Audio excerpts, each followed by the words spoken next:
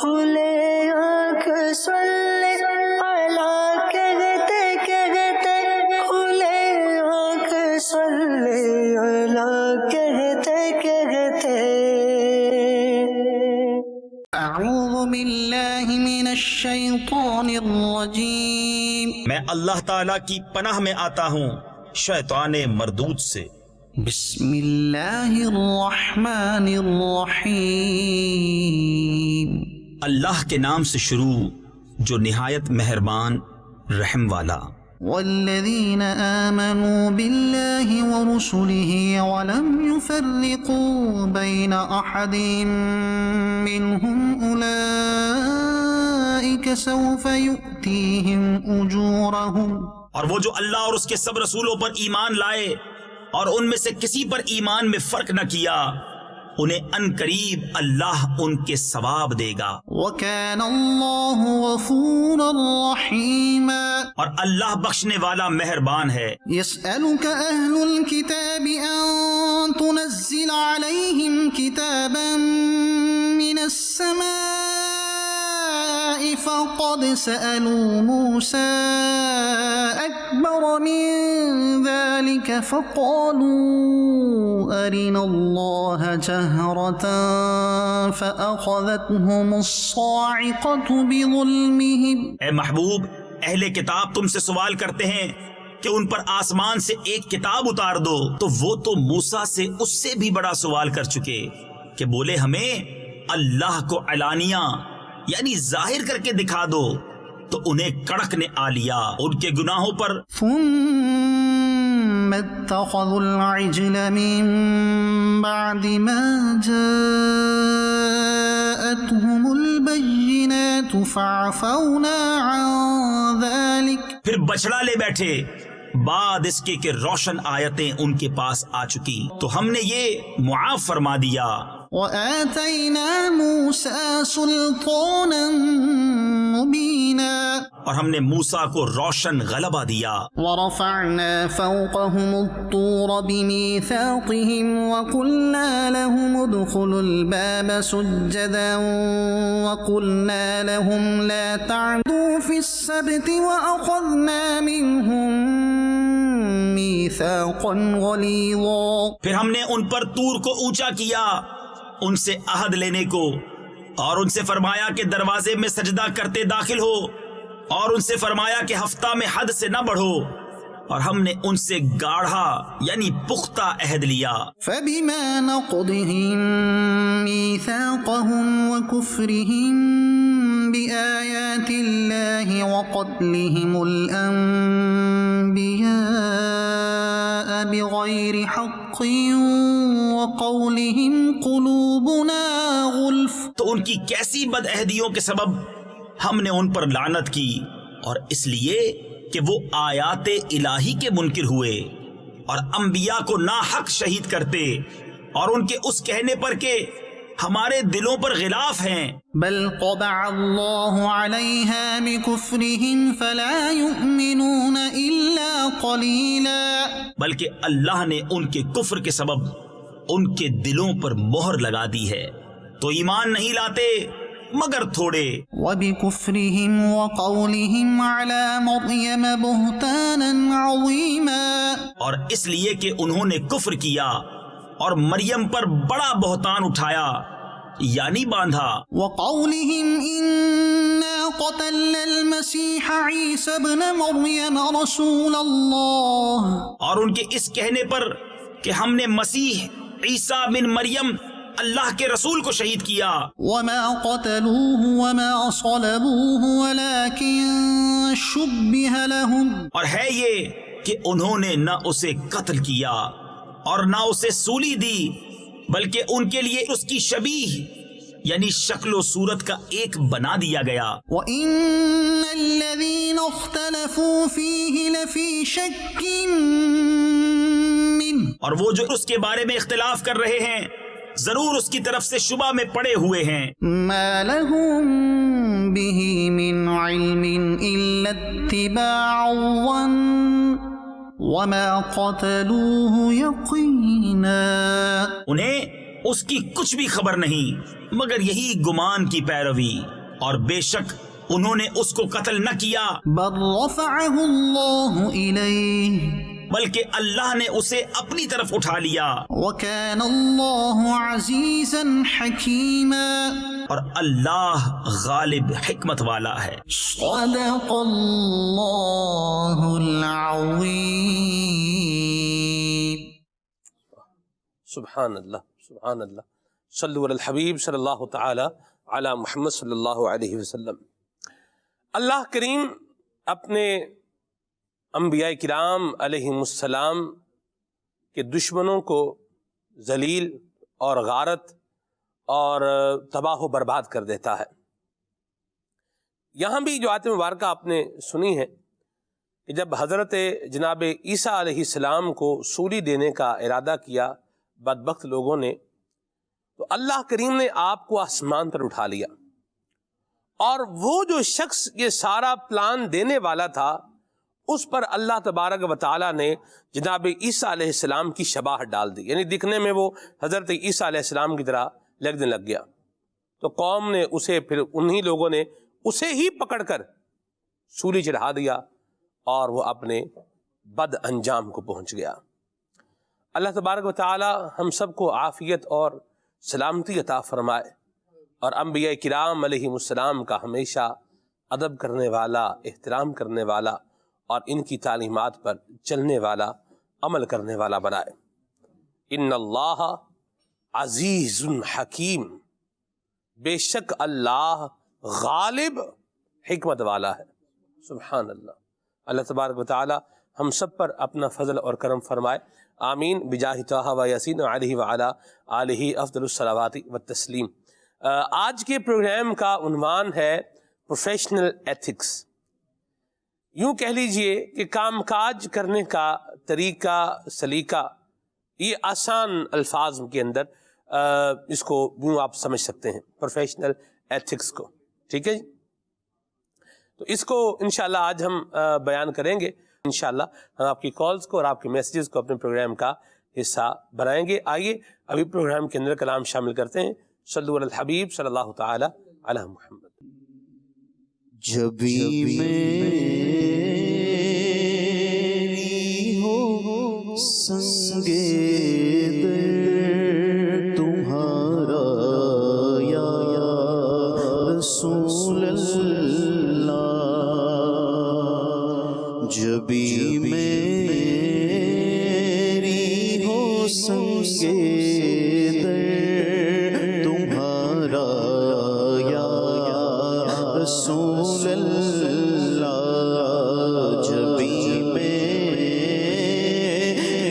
ہو سنگے در تمہارا یا رسول اللہ، جبھی میری ہو سنگے در تمہارا یا رسول اللہ، یہی ہے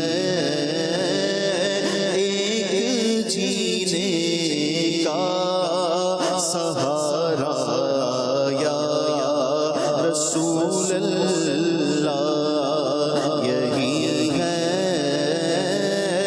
ایک جینے کا سہارا یا رسول اللہ، تم ہی ہو بے سہاروں کا سہارا یا رسول اللہ، تم ہی ہو بے سہاروں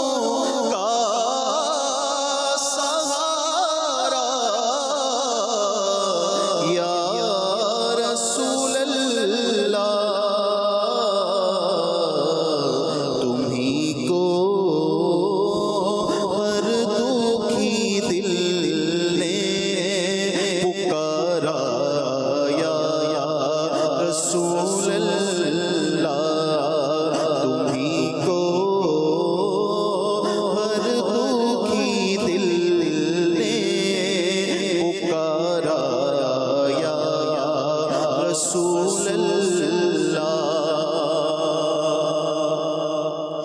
دکھا دو اپنا چہرہ پیارا پیارا یا رسول اللہ میرے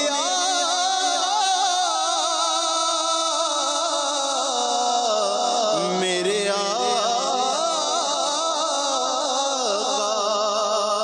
دکھا دو اپنا چہرہ پیارا پیارا یا رسول اللہ خدا را جیتے جی کر لوں نظارہ یا رسول اللہ خدا را جیتے جی کر لوں نظارہ یا رسول اللہ خدا را جیتے جی کر لوں نظارہ یا رسول اللہ اور بروزے حشر میرے اس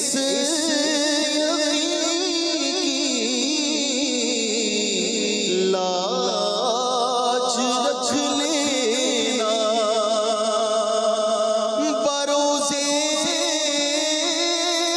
حشر میرے اس یقین کی لاج رکھ لینا تمہارا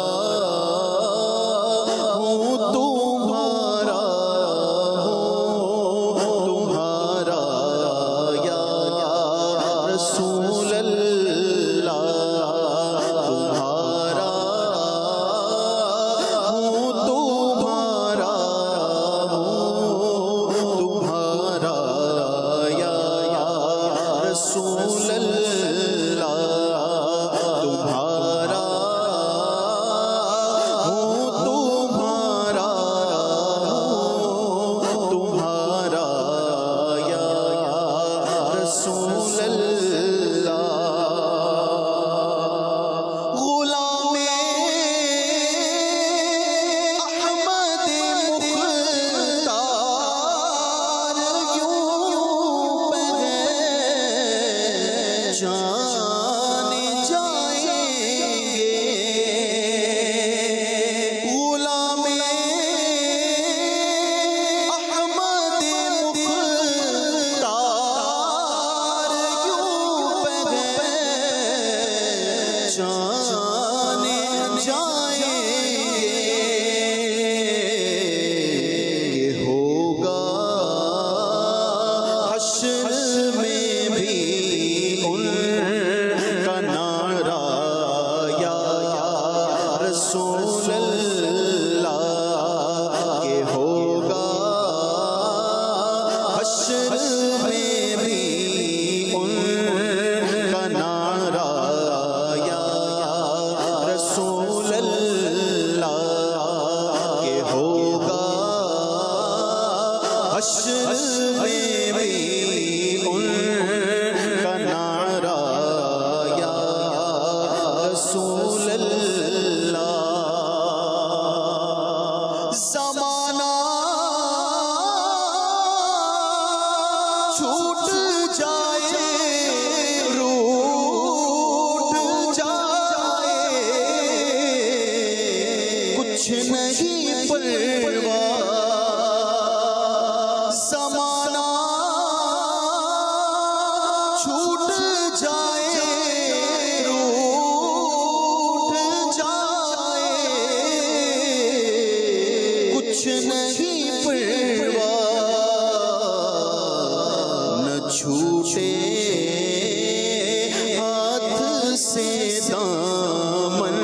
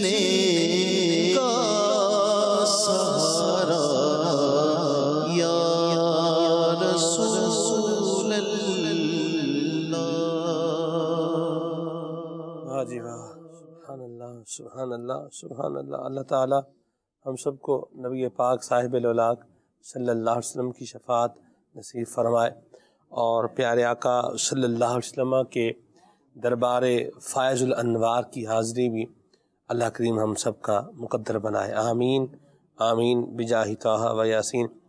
دل یہ حضور کی بارگاہ میں حاضر رہنا چاہیے اور زبان نبی کریم صلی اللہ علیہ وسلم کے مبارک ذکر سے تر رہنی چاہیے اور خیالات میں بھی مقدس مقامات کے تصورات یہ جاگنزی رہنے چاہیے تو زندگی بڑی پر لطف گزرتی ہے. امیر سنت فرماتے ہیں جو مدینے کے تصور میں جیا کرتے ہیں ہر جگہ لطف مدینے کا لیا کرتے ہیں. پروفیشنل ایتھکس یہ ہمارے پروگرام کا آج عنوان ہے، موضوع ہے، اور جسے یوں کہہ سکتے ہیں آپ پیشہ وارانہ سلیقہ، یا یوں سمجھ لیں کہ اور اس کے لیے لفظ جو ہے وہ ایک میں مناسب سا استعمال کروں کہ پیشہ وارانہ ذمہ داریاں. خالد بھائی یہ بھی مفہوماً اس کو بھی یوں جو ہے وہ لیا جا سکتا ہے. انسان جو بھی کام کرتا ہے، جو بھی اس کی ذمہ داری ہوتی ہے، جو بھی اس کا پروفیشن ہے، جو بھی کام ہے، جو بھی پیشہ ہے، اس کے رولز اینڈ ریگولیشنز بھی ہوتے ہیں اور اس کی کچھ اخلاقی قدریں بھی جو ہے وہ ہوتی ہیں. تو انسان کو چاہیے کہ ان کو جو ہے وہ ملحوظ خاطر ضرور رکھے. جیسے مثال کے طور پر آپ ایک جو ہے وہ پیشے کو اگر ہم لے لیں، سیلز مین ہونا یہ بھی کیا ہے، ایک پروفیشن ہی ہے اور ایک بڑی تعداد ہے جو اس شعبے سے وابستہ ہے. سیلز مین کے اندر جو سب سے بنیادی عنصر ہے، اس پر آنے کی بجائے ہم اس پر پہلے نمبر پر آ جائیں کہ جو کاروبار کرنے والا ہے وہ یہ اپنا ذہن بنا کر کے رکھے کہ میری جو چیز جس ویلیو کی ہے میں اس سے وہی نفع حاصل کروں گا. یہ ایک بڑا بنیادی عنصر ہے. مسئلہ کہاں پر آتا ہے، پرابلم کہاں بنتی ہے اور ایشوز کہاں پر کریٹ ہوتے ہیں کہ جب انسان اپنی گھٹیا چیز کے اچھے مول لینا چاہے. اپنی ردی کی چیز بھی ہے لیکن وہ بولے کہ یہ سونے کے بھاؤ جائے، مٹی ہے سونے کے بھاؤ یہ بک جائے. جب اس سوچ کا حامل آدمی کاروباری آدمی بنتا ہے تو پھر یوں سمجھ لیجئے کہ حرام کا، دھوکے کا، فراڈ کا، چونا لگانے کا یہ دروازہ کیا ہو جاتا ہے خالد بھائی؟ کھل جاتا ہے. تو سب سے پہلے نمبر پر کوئی اجیر ہے، یعنی کوئی کہیں امپلائے ہے، تو وہ بھی یہ یاد رکھے کہ جتنی میری ابیلٹی، جتنی میری صلاحیت، جتنی میری تعلیم ہے، اسی کے مطابق مجھے ریوارڈ لینا ہے، اسی کے مطابق مجھے ارننگ کرنی ہے، اسی کے مطابق مجھے پیسے لینے ہیں. ٹھیک ہے. اور دوسرا جو کاروباری آدمی ہے وہ بھی اگر یہ ذہن بنا لے کہ میری چیز جو میں بیچنے جا رہا ہوں یہ کس کیٹیگری کی ہے، یہ کس درجے کی ہے اور اتنے درجے کی چیز کتنے کی ہوتی ہے، یہ بھی پتا ہوتا ہے بیچنے والے بندے کو خالد بھائی. تو یوں اگر ایک بنیادی لائن جو ہے وہ سیدھی ہو جائے نا خالد بھائی تو باقی میرا خیال ہے بہت سارے بکھیڑے جو ہیں وہ خود بخود ریزالو ہوتے چلے جائیں گے. کیا فرمائیں گے؟ جی ہاں، جب تک لالچ کا بورا کھلا رہے گا جی تب تک بندہ ادھر ادھر ہاتھ پاؤں مارتا رہے گا. پہلے تو لالچ من حیث اللالچ، اپنی حیثیت میں کہ وہ لالچ ہی ہے، اس کے علاوہ اس کا ہم کوئی اور ترجمہ نہیں کر رہے. لالچ سے مراد یہ کہ انسان کا فضول کی خواہش کرنا اور یہ تمنا رکھنا کہ بس ملتا ہی رہے اور بڑھتا ہی چلا جائے. اگر یہ بات پیش نظر رہے گی تو پھر نہ کسی کے حقوق کا خیال رہے گا، نہ یہ بندہ سامنے رکھے گا کہ میری چیز کتنے کی ہے اور میں نے کتنے کی بیچنی ہے. اگر اسی طرح سے بندہ آگے بڑھنا چاہے گا تو کسی کے حقوق بھی پامال کرے گا، مارکیٹ بھی خراب کرے گا، جہاں زور چلے گا وہاں زور بھی چلائے گا. اور پھر سلمان بھائی اس کو ایک لفظ کہا جاتا ہے مارکیٹ گندی کرنا، کہ وہ بالکل افراتفری مچا کے رکھ دے گا. اتنی سی چیز اس کی اگر صرف اس کے نام کی وجہ سے، اس کے برانڈ کی وجہ سے تھوڑی مہنگی ہو گئی تو اب جناب اس نے ہر چیز پر ہی قیمتیں بڑھا دینی ہیں اور یہ سوچنا ہے کہ بھائی ہمارا تو بک رہا ہے، صحیح، ہم تو چل رہے ہیں، ہمارا تو چلا رہے ہیں. اچھا جب ایک بندہ مہنگی چیز، یہاں خالد بھائی ایک جو لے لیں بات، ہم وہ بات مطلب لفظ لے ہی لیں جی، نام نہ بیچیں، چیز بیچیں. ہاں ہاں کیا بات، اس پر بندہ اگر آ جائے، ویلیو دیکھی جائے کیا چیز آپ بیچ رہے ہیں اور کتنے کی بک سکتی ہے مارکیٹ میں وہ چیز ہے کتنے کی. بہت سے لوگ نا برانڈ کانشیس ہوتے ہیں سلمان بھائی. ان کو ہوتا یہ ہے کہ مطلب یہ چیز اگر میں نے باہر سے لے لی, کسی عام دکان سے لے لی, تو میں کسی کو کیا بتاؤں گا, بڑا عجیب سا لگے گا بتانے میں. یہاں سے لیے, اس بندے نے یہ چیز یہاں سے لی ہے, کوئی کیلیبر ہی نہیں, یہ تو کوئی بات نہیں ہوئی. اب یوں کر کے جب بندہ کہیں جا کے قدم رکھے گا تو پھر وہ بھی اس کے قدموں کی آہٹ کو محسوس کرے گا کہ کتنی زور سے زمین پر پڑ رہا ہے, تو ان کو کتنا گہرا نقصان پہنچایا جا سکتا ہے, یا ان کو کتنی مہنگی چیز بیچی جا سکتی ہے. انسان کا بسا اوقات کر و فر بتا رہا ہوتا ہے کہ وہ چیز کو کتنا جاننے والا ہے. صحیح. آپ دیکھیں گے جو بہت بنیادی سطح پر سطحی سے کام کر رہے ہوتے ہیں نا جی, کئی دفعہ سلمان بھائی ان کو چیز کی ویلیوز کا اندازہ ہوتا ہے, اس کی قدر و قیمت کا اندازہ ہوتا ہے, اور وہ اس کی ویلیو جب لگائیں گے نا جی تو وہی لگائیں گے جو بنتی ہوگی. جی, آپ نے خریداروں کو دیکھا ہوگا, ان کے مختلف مزاج ہوتے ہیں. مختلف مزاج کیا ہوتے ہیں, کوئی تو قیمت بتاتا ہی نہیں ہے, دکاندار بھائی بول کر فارغ ہو جاتا ہے, بھائی اتنے کی دوں گا میں, اور نہیں کچھ صحیح کر لیں, صحیح لگا لیں. پھر بھی یہ اپنے آپ میں ہی مطمئن نہیں ہوتا کہ یہ چیز ہے کتنے کی. صحیح. تو کیا ہوتا ہے کہ اب دکاندار سمجھ جاتا ہے کہ کیا کرنا ہے میں نے, یا کتنے تک کی دینی ہے. اگر تو وہ کوئی خوف خدا رکھنے والا ہے, کوئی سمجھدار آدمی ہے جو کہہ دے کہ بھائی یہ دیکھو مارکیٹ میں اتنے کی ہے, چلو کہیں اور بھی آپ دیکھ لو, آپ کو اتنے کی ہی ملے گی, اس سے کم ریٹ ملے تو پھر بہرحال وہاں سے لے لیجئے گا, ورنہ آپ ہماری دکان آپ کے لیے کھلی ہے.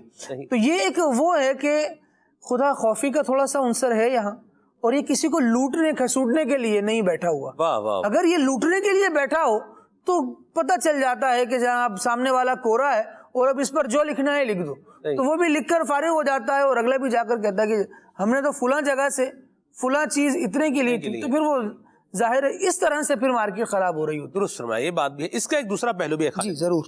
بعض اوقات ایسا ہوتا ہے خالد بھائی کہ کچھ چیزوں کی کاسٹ جو ہوتی ہے نا, کچھ چیزوں کی بنیاد پر وہ تبدیل ہو جاتی ہے. صحیح.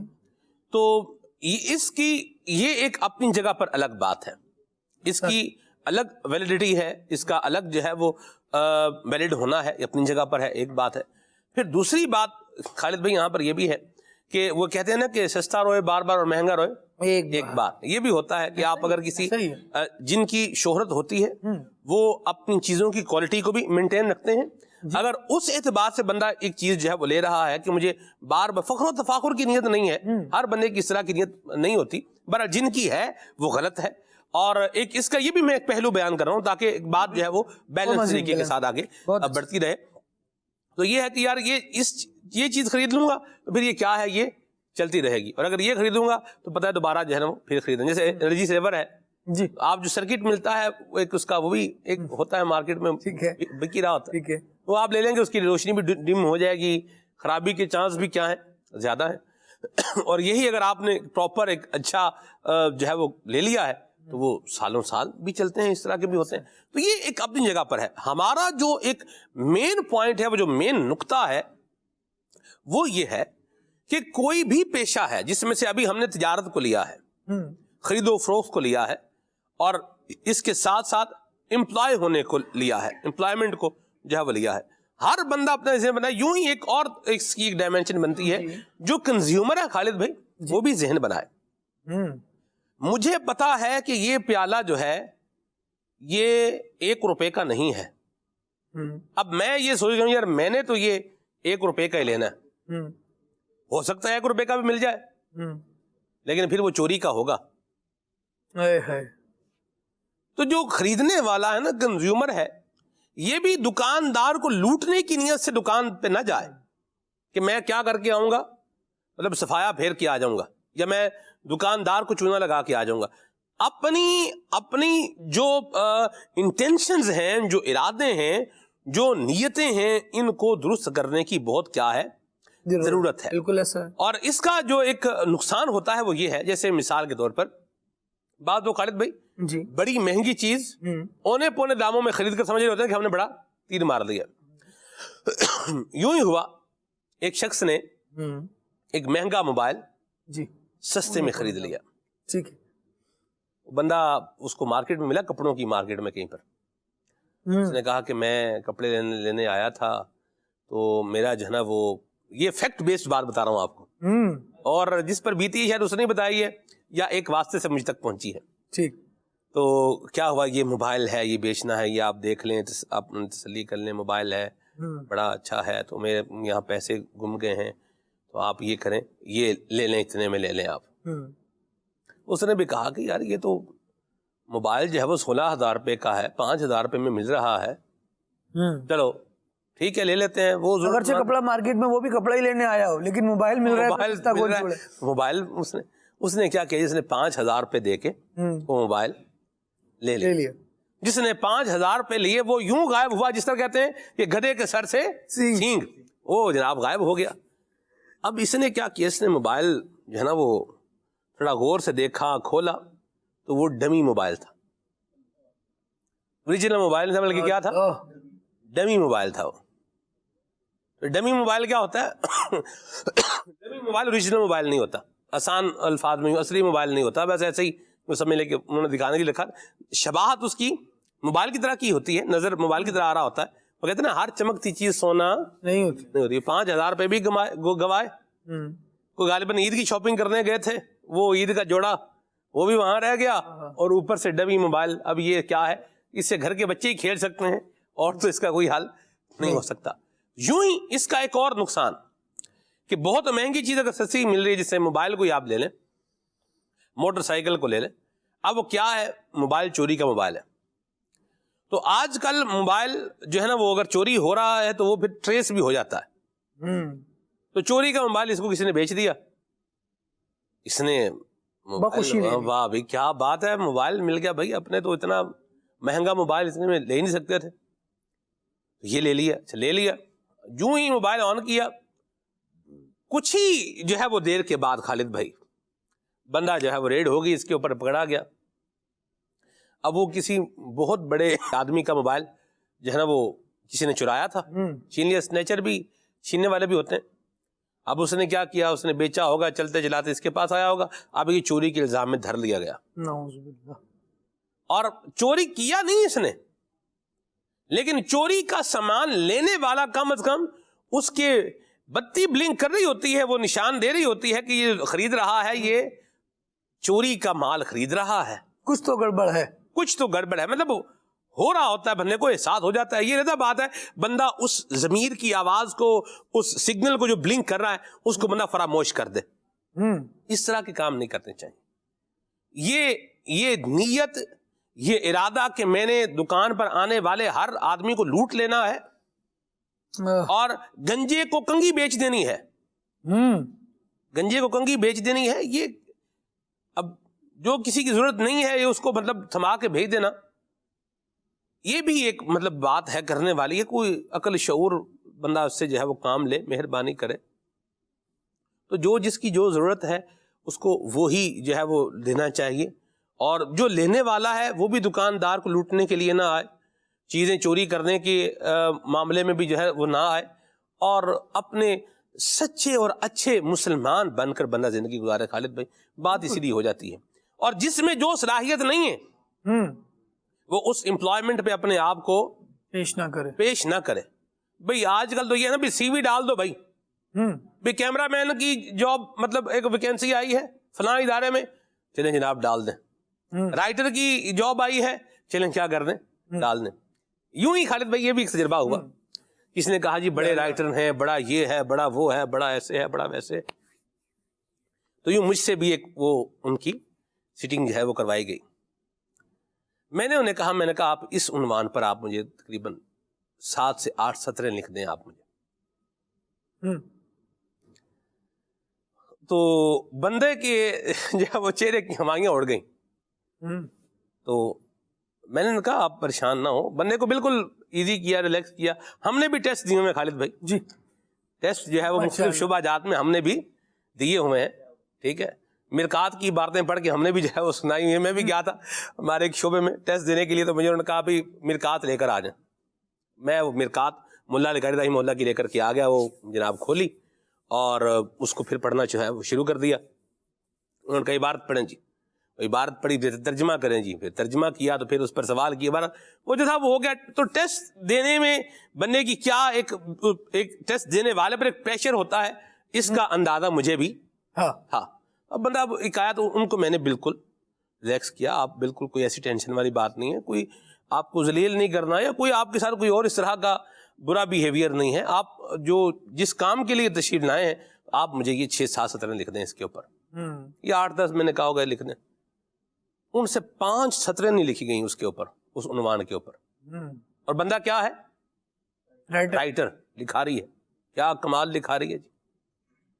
تو یہ بھی ایک ہمارے ہاں ہے بھائی، بھر دو، ڈال دو بھائی، سی وی ڈال دو اس میں، ہاں لگ گئے تو دیکھی جائے گی، پھر رشوتیں دے دو، بھرتی ہو جاؤ بھائی دیکھی جائے گی، ارے کون کام کرے گا بھائی، سیٹلمنٹ کر لیں گے، آدھی تو لے آدھی ہم لیں، بھائی ہاتھ جھاڑو اور آگے چلے جاؤ۔ اس کا بھی خاتمہ ہونا چاہیے خالد بھائی۔ بالکل، اس کا ضرور خاتمہ ہونا چاہیے، اور جب آپ نے پیپرز ایسے دیے ہو نا کہ آپ کو صفحہ بھرنے کے نمبر ملے ہوں، جی پھر آپ کے ذہن میں یہ بات بیٹھ جاتی ہے کہ اب نمبر جو ہیں وہ صفحہ بھرنے کے ہی ہیں، صفحہ بھر دیا جائے گا تو نمبر مل جائیں گے، اور کاپی بالش کے حساب سے چیک ہوگی، تو ہر جگہ بالش کے حساب سے کام چیک نہیں ہوتا، کہیں بہت ساری جگہوں پر آپ کے اسکلز دیکھے جاتے ہیں۔ جو بندہ اپنے ادارے کو واقعی اچھی طرح آگے بڑھانا چاہتا ہے، لے کر چلنا چاہتا ہے، اور اس کی ترقی کا خواہاں ہوتا ہے، تو سلمان بھائی وہ ہر ایرے غیرے کو اپنے ادارے میں نہیں آنے دے گا، بلکہ وہ دیکھے گا کہ میں نے کس جاب کے لیے بندہ چاہیے، مجھے کس پرپس کے لیے چاہیے، میں اس سے کام کیا لوں گا، اور جب کوئی ایسا بندہ آ رہا ہے تو اس کی ایبلٹی کو دیکھنا، اس کی بھی تو یہ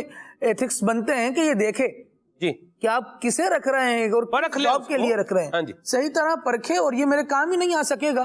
تو سلمان بھائی پھر یہ ہے کہ اس طرح کے بس والا اگر بس میں ایسے مسافر کو بٹھائے کہ جس نے کرایہ ہی نہیں دینا، تو پھر وہ تو اس کے لیے بوجھ ہی ہے نا۔ اسی طرح جب ہم اپنے ادارے میں کوئی بندہ رکھ رہے ہیں جس کو ہم پے کریں گے، اور وہ بندہ جس اہلیت کے لیے، جس جگہ کے لیے اپوائنٹ کیا جا رہا ہے، وہ کام کرنے کی صلاحیت اس میں موجود نہیں ہے، تو وہ ادارے پر مزید بوجھ ہی ہوگا، اس کو سکھانے کے لیے 2 بندے اس کے ساتھ اور کرنے پڑیں گے، تو یہ 3 بندے مل کر اس ایک بندے کا کام کریں گے، سیلری 3 کی جا رہی ہوگی، تو واقعی الارمنگ سچویشن ہوتی ہے۔ تو آپ دیکھیں کہ کس کام میں آپ کے اسکلز ہیں، اور جو جاب کر سکتے ہیں اسی کے لیے حامی بھری جائے، ورنہ یہ ہوتا ہے کہ یار دیکھو ادارے میں پاؤں جمانے کی بات ہے، پاؤں رکھ لیں ایک دفعہ، جگہیں تو پھر بنتی رہتی ہیں، آتی رہتی ہیں، تو وہ جو آتی رہتی ہے نا، تو پھر وہ اسی طرح ہوتا ہے کہ یہاں دھکا پڑا تو ادھر گئے، ادھر دھکا پڑا تو ادھر گئے، کچھ نہ کچھ تو آپ کی بیسکس ہوں، پھر ادارے والے آپ کو نکھار لیتے ہیں۔ سلمان بھائی آپ کیا کیا کر سکتے ہیں، آپ میں کیا صلاحیتیں ہیں، آپ میں کس حد تک گرومنگ موجود ہے، اگر کچھ سکھایا جائے تو آپ کیا ایبلٹی رکھتے ہیں کہ کسی چیز کو سیکھنے سمجھنے کی لرننگ اسکلز آپ کے کیسے ہیں، اگر یہ بہتر ہیں تو پھر بہت سارے امپروومنٹ کے چانس باقی ہیں، لیکن اگر یہی نہیں ہے اور بس بھائی ہم تو آ گئے، ہم تو اس کام پہ آئے تھے، اولاً تو جس کام کے لیے آئے تھے وہ کام کرنا نہیں آتا، اور پھر دوسری بات یہ کہ ہمارا تو کام یہ ہے، اس کے علاوہ تو کوئی کام ہم کریں گے نہیں، تو نہ یہ ہوتا ہے نہ کچھ اور کر سکتے ہیں، تو پھر کب تک ادارہ برداشت کرے گا یا کب تک ادارہ رکھے گا؟ تو بندے کو پہلے ہی اپنے اسکلز پر غور کرنا چاہیے، بالکل درست، مجھے کیا آتا ہے اور میں کیا کر سکتا ہوں۔ درست فرمایا۔ اور پھر یہ دھوکہ بھی ہے نا خالد بھائی، جو کام، جو ایبلٹی، صلاحیت، جو تعلیم آپ میں نہیں ہے، اس کے لیے آپ اپوائنٹ ہو رہے ہیں، اس کام کے لیے، پروفیشن کے لیے آپ اپنے آپ کو پیش کر رہے ہیں، تو یہ آپ ایک ادارے کے ساتھ دھوکہ کر رہے ہیں، اور جو کام ہے وہ کام آتا ہی نہیں ہے، تو اب یا یہ وہ کر ہی نہیں سکتا، اب جو یہ اس پہ کمائی آ رہی ہے یہ حلال نہیں ہوگی، یہ یاد رکھیے گا، اور حرام آ رہا ہے تو بربادی لا رہا ہے، بھوکا رہے گا بچ جائے گا، بھوکا رہے گا، دنیا میں بھی ایک ٹائم بھوکا رہنے سے بندہ مرتا نہیں ہے، ایک ٹائم بھوکا بھی اگر رہ لے گا تو مرے گا نہیں، اور آخرت میں بھی کوئی اس کا عذاب بھی نہیں ہے۔ بھوک کے بارے میں کہا گیا کہ حکمت کے دروازے جو ہے وہ کھول دیتی ہے، اس طرح کی روایتیں اور اس طرح کی باتیں بیان فرمائی ہیں حضرت امام ابوالقاسم قشیری رحمہ اللہ نے رسالہ قشیریہ کے اندر۔ پر میرا جو بات ہے، جو پوائنٹ ہے، وہ یہ ہے، بھوکا اگر رہے گا تو ایک تو فوراً مر جائے گا، ایسا بھی نہیں ہے، ٹھیک ہے نا جی، اور اس کے علاوہ کوئی آخرت داؤ پر لگ جائے گی، ایسا بھی نہیں ہے، لیکن اگر حرام کے پیسے سے پیٹ بھرے گا تو پھر یہ اپنے پیٹ میں آگ بھر رہا ہے، دنیا میں بھی بربادی، بیماری اپنے پیٹ میں بھر رہا ہے، اور اس کے ساتھ آخر جو خراب کی، برباد کی، یہ الگ بات ہے۔ تو یہ جو ایک بنیادی نقطہ ہے کسی پروفیشن پر کسی پیشے کے اوپر جانے سے پہلے کا جو ایک بنیادی نقطہ ہے اس کو ملحوظ خاطر رکھنا بہت ضروری ہے.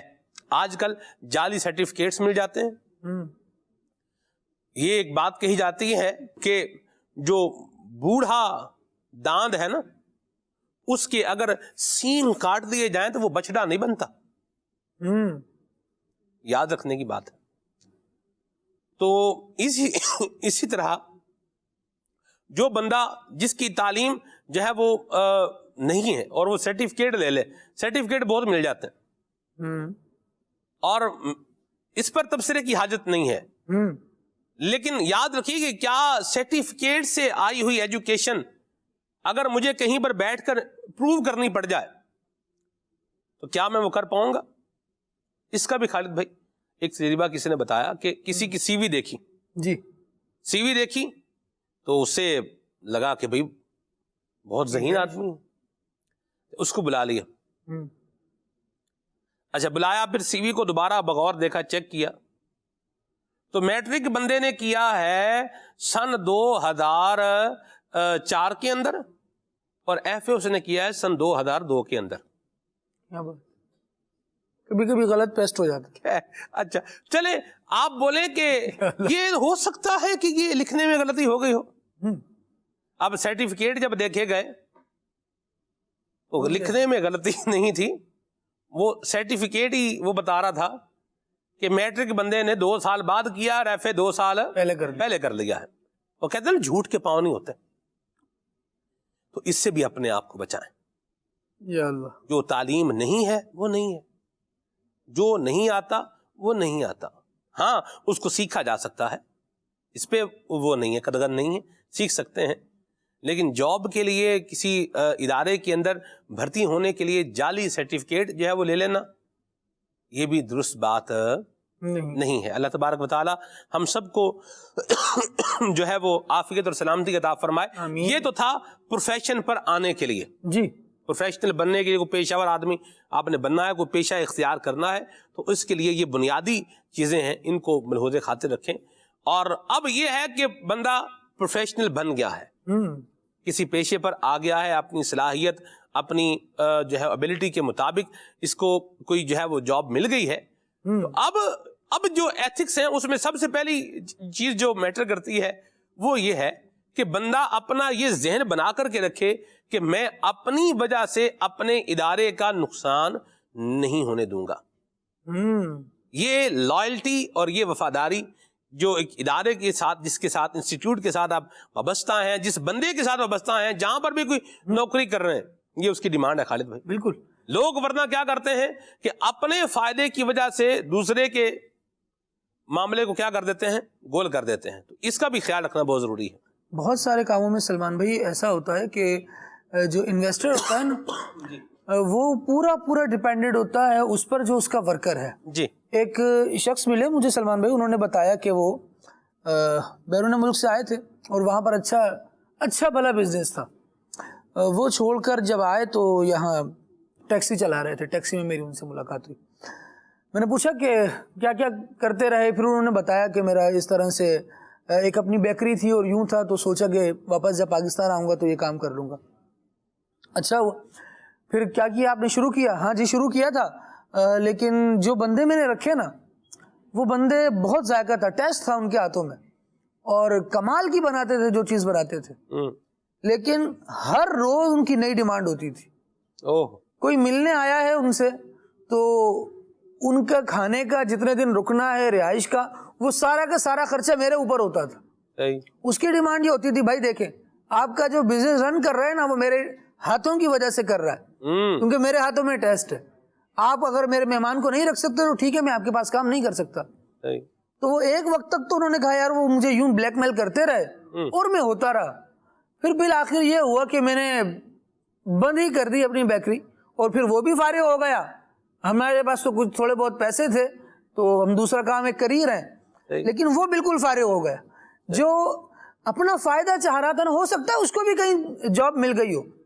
ایسا نہیں ہے کہ وہ بالکل ہی فارغ ہو گیا ہوگا, اس کے کام نہیں آیا تو زندگی میں اب کہیں اور اس کو جاب نہیں ملے گی.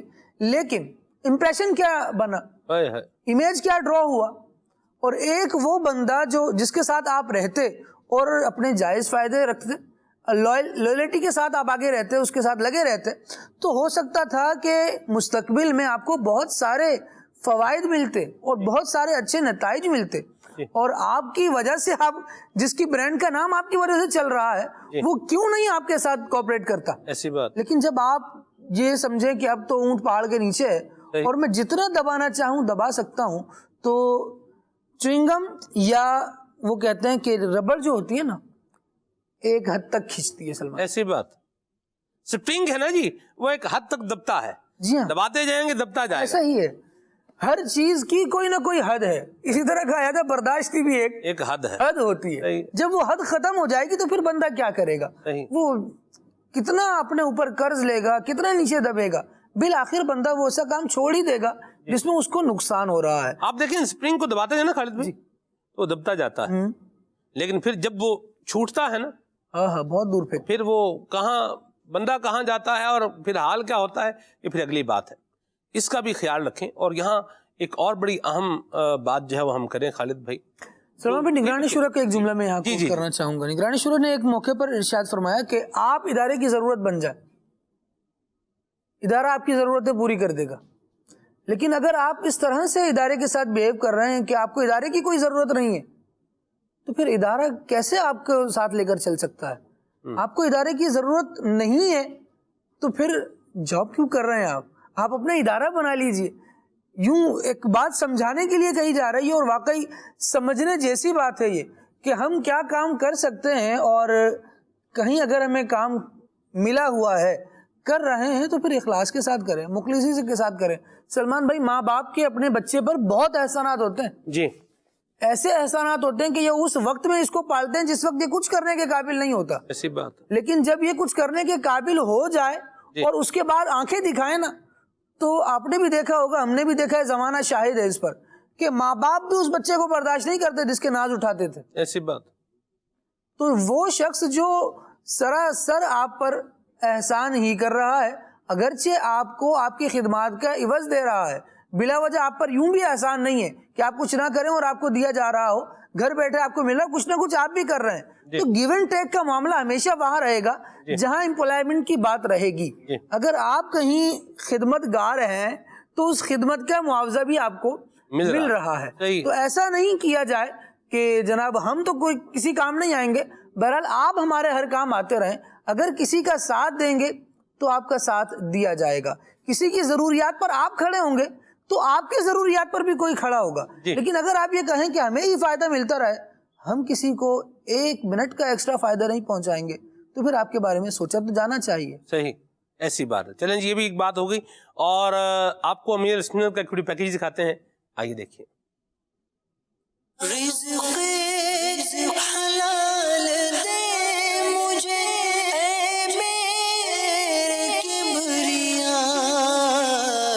میرا نام محمد عرفان رضا اتاری ہے. ہم یہ کارچب کا کام کم و بیش 15 سال ہو گئے یہ کام کر رہے ہیں. میرا پہلا سوال یہ ہے اظہر صاحب امیر اہل سنت سے کہ ہم یہ سوٹ وغیرہ بناتے ہیں دلہن کے.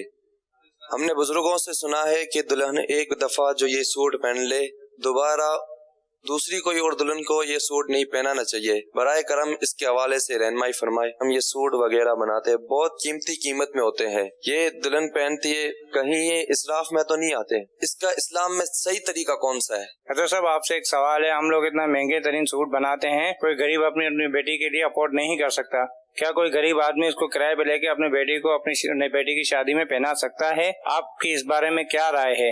مجھے یہ شک پڑتا ہے کہ کسی امبرائڈر نے ہی ہو سکتا ہے کہ یہ چلائی ہو.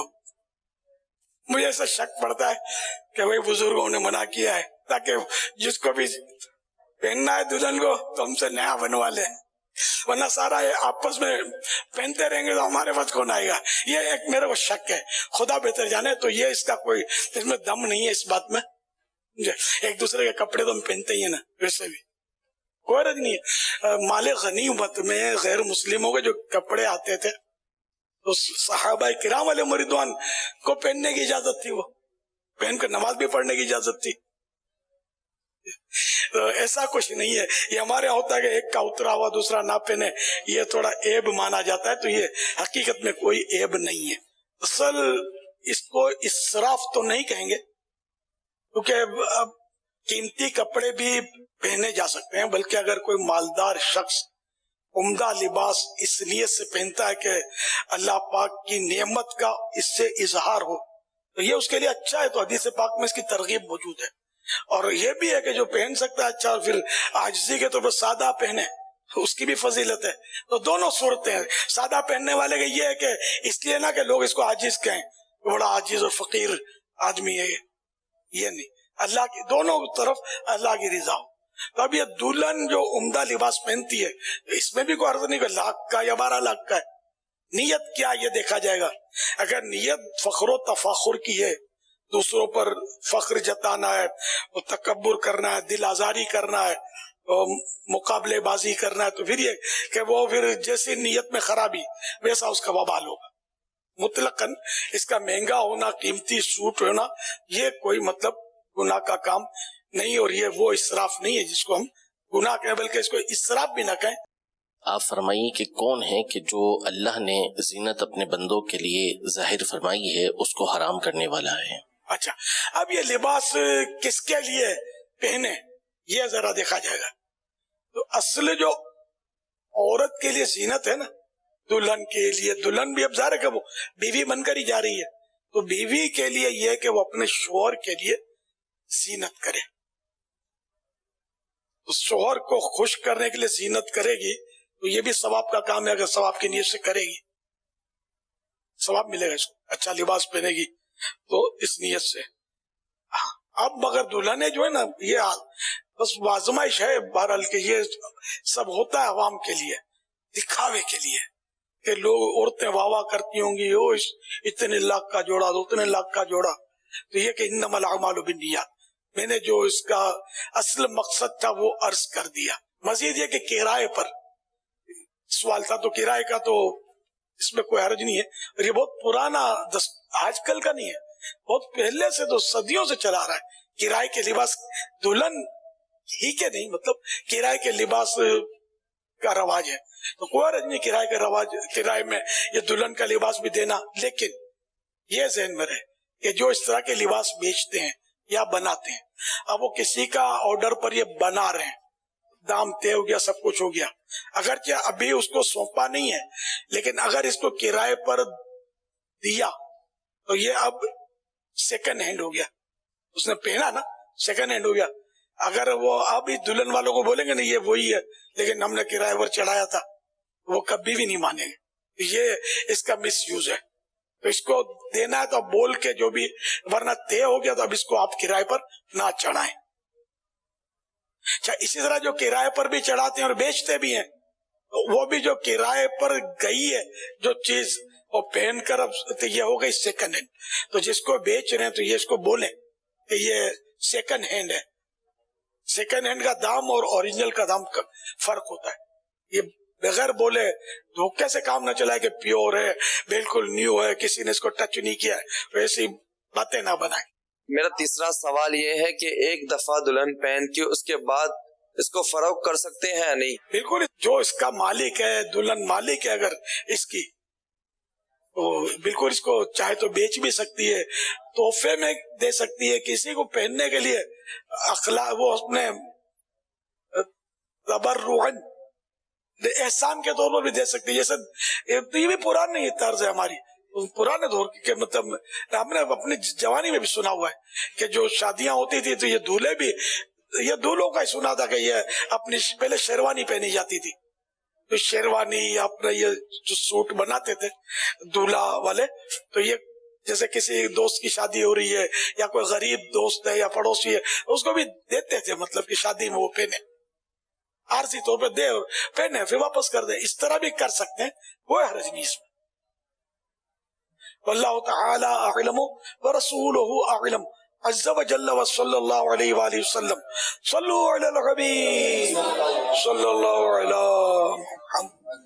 वाह जी वाह, ये भी प्रोफेशनल एथिक्स हैं खालिद भाई। क्या बात है। चीज की मुबालगा आराई पर मबनी तारीफ न करे, झूठी तारीफ न करे, یہ یوں ہے، یہ یوں ہے، یہ یوں ہے، یہ سیلز مین کے لیے ہے. سبحان تو جو ہے ہی بیان کیا جائے وہی بات، وہ بیس اس کی وہی بنے گی کہ جس درجے کی چیز ہے اسی درجے کا اس کے اوپر قیمت جو ہے وہ سمن یہ رکھا جائے. چلیں بر اللہ عافیت والا معاملہ فرمائے اور ہم سب کی نیتوں میں بھی اللہ جو ہے وہ اخلاص عطا فرمائے، اور اس کے ساتھ ساتھ اللہ ہمیں جھوٹ سے بچائے.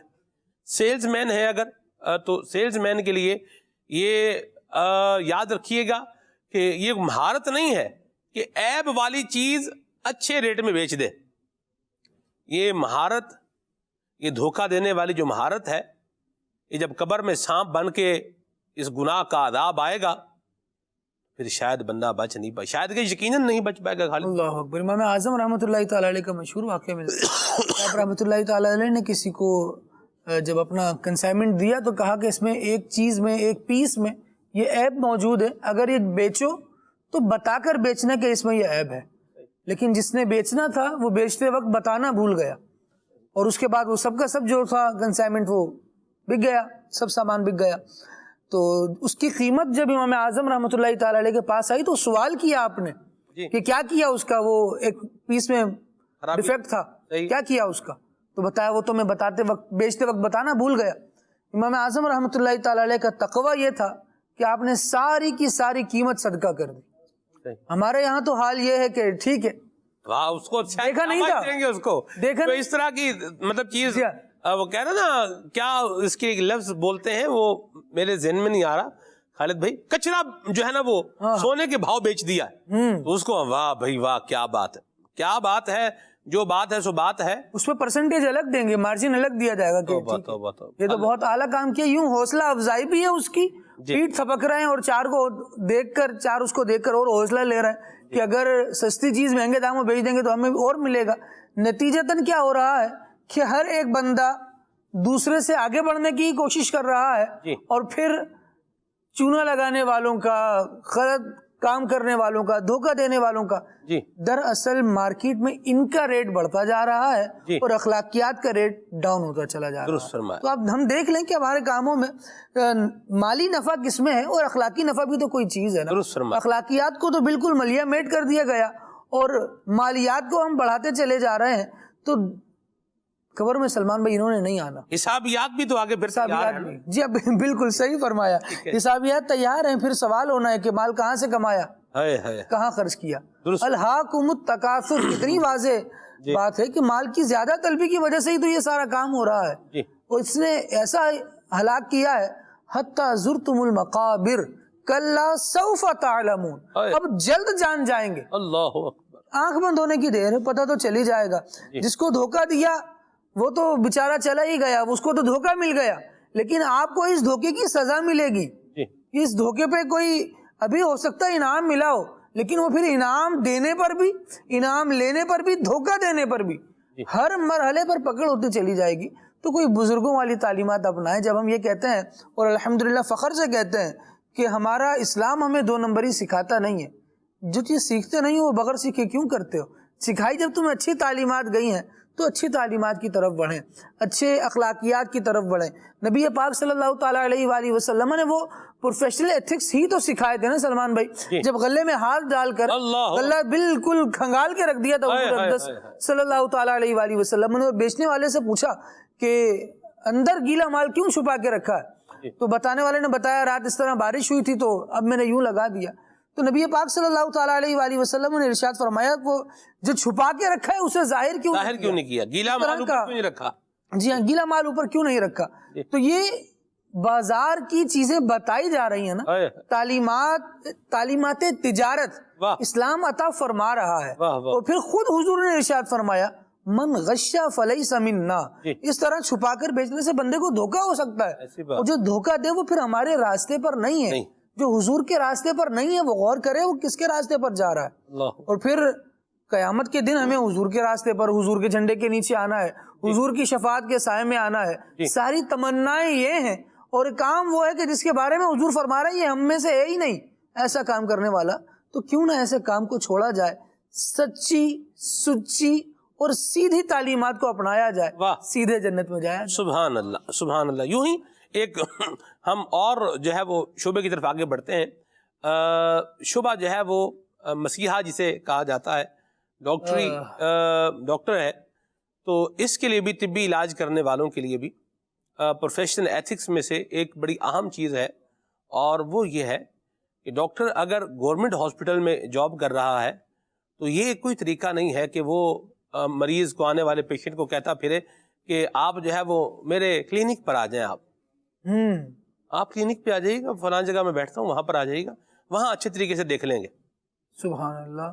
حضور یہاں جو تنخواہ مل رہی ہے یہ بھی مریض دیکھنے کے لیے مل رہی ہے. یہاں پر مطلب کوئی تصویریں دیکھنے کے لیے یا ہوتے ہیں نا ڈاکٹروں کے کمرے میں لگی ہوتی ہیں، یہ دیکھنے کے لیے پیسے نہیں مل رہے، یا کوئی اے سی والے کمرے میں بیٹھنے کے پیسے نہیں مل رہے، یا سیٹ پر بیٹھنے کے پیسے نہیں مل رہے. یہ جو سیلری ہے یہ مریض چیک کرنے کے لیے مل رہی ہے. یہاں رش بہت ہے، کیا کریں؟ رش ہے یا رش نہیں ہے، جو بھی ہے یہ ذمہ داری ہے آپ کی کہ آپ مریض کا علاج ادھر کریں. دیکھیں جو مہنگے ہاسپٹل میں نہیں جا رہا، یقیناً وہ بیچارہ فائنینشیل اعتبار سے وہ کمزور ہے، وہ یقیناً مالی اعتبار سے کمزور ہے. اور ایک اس کو جو سرکاری ہاسپٹل کے اندر اس کے یوں بولے کہ جہاں خرچ بہت کم ہے، وہاں پر اگر اس کو مل رہی ہے کوئی سہولت علاج کی، اور آپ میں اگر صلاحیت ہے، آپ 7 لاکھ روپیہ لے کے بھی اوپن ہارٹ سرجری کر لیتے ہیں. یہاں پر بھی اگر آپ ایک گورنمنٹ ادارے کے ہیں، وہاں اس میں 7 لاکھ روپے تو نہیں لیں گے نہ، اور اس طرح معاملہ ہوتا ہے. یہ ہے تو اس کو وہاں پر بھرتی کرانے کی بجائے یہ جہاں پر آپ ہیں یہیں پر اس کا علاج جو ہے وہ کریں اور طریقہ کار کے مطابق کریں. سبحان بھائی ماشاءاللہ ہمارے ساتھ آئیں، اللہ برکت دے، آنا اللہ مبارک فرمائے. یہی عنوان جو میں نے ابھی لیا ہے، جیسے ڈاکٹر ہے، ڈاکٹر کی جیسے سرکاری ادارے میں ہے، یا بعض اوقات کچھ جو ہے وہ چیریٹی بیسڈ جو ہے وہ ہوتے ہیں، میڈیکل سینٹر وغیرہ ہوتے ہیں کہ جو کم فیس جو ہے وہ لیتے ہیں اور علاج کی سہولت فراہم کرتے ہیں. تو وہاں پر موجود جو میڈیکل عملہ ہے، تو جو ڈاکٹر بالخصوص حضرات ہیں، تو یہ ان کو کسی اور کلینک، اپنے ذاتی کلینک کا، پرائیویٹ کلینک کا رستہ بتانے کی بجائے، یا مہنگے جو ہے وہ ہاسپٹل کا رستہ بتانے کی بجائے، کیا اس ڈاکٹر کی یہ ذمہ داری نہیں ہے کہ یہ اسی وہاں پر رہ کر جو اس کی ڈیوٹی ہے وہاں پر علاج کرے اس کا؟ بسم اللہ الرحمن الرحیم. بلا شبہ یہ جو آپ نے نقطہ بتایا اور اس کی توجہ دلائی کہ وہ ڈاکٹر اس کو علاج کرے گا اور علاج کرتے ساتھ ہی اس کو بتا دیتا ہے کہ یہ چیزیں یہاں پر ہو سکتی ہیں یا نہیں ہو سکتی.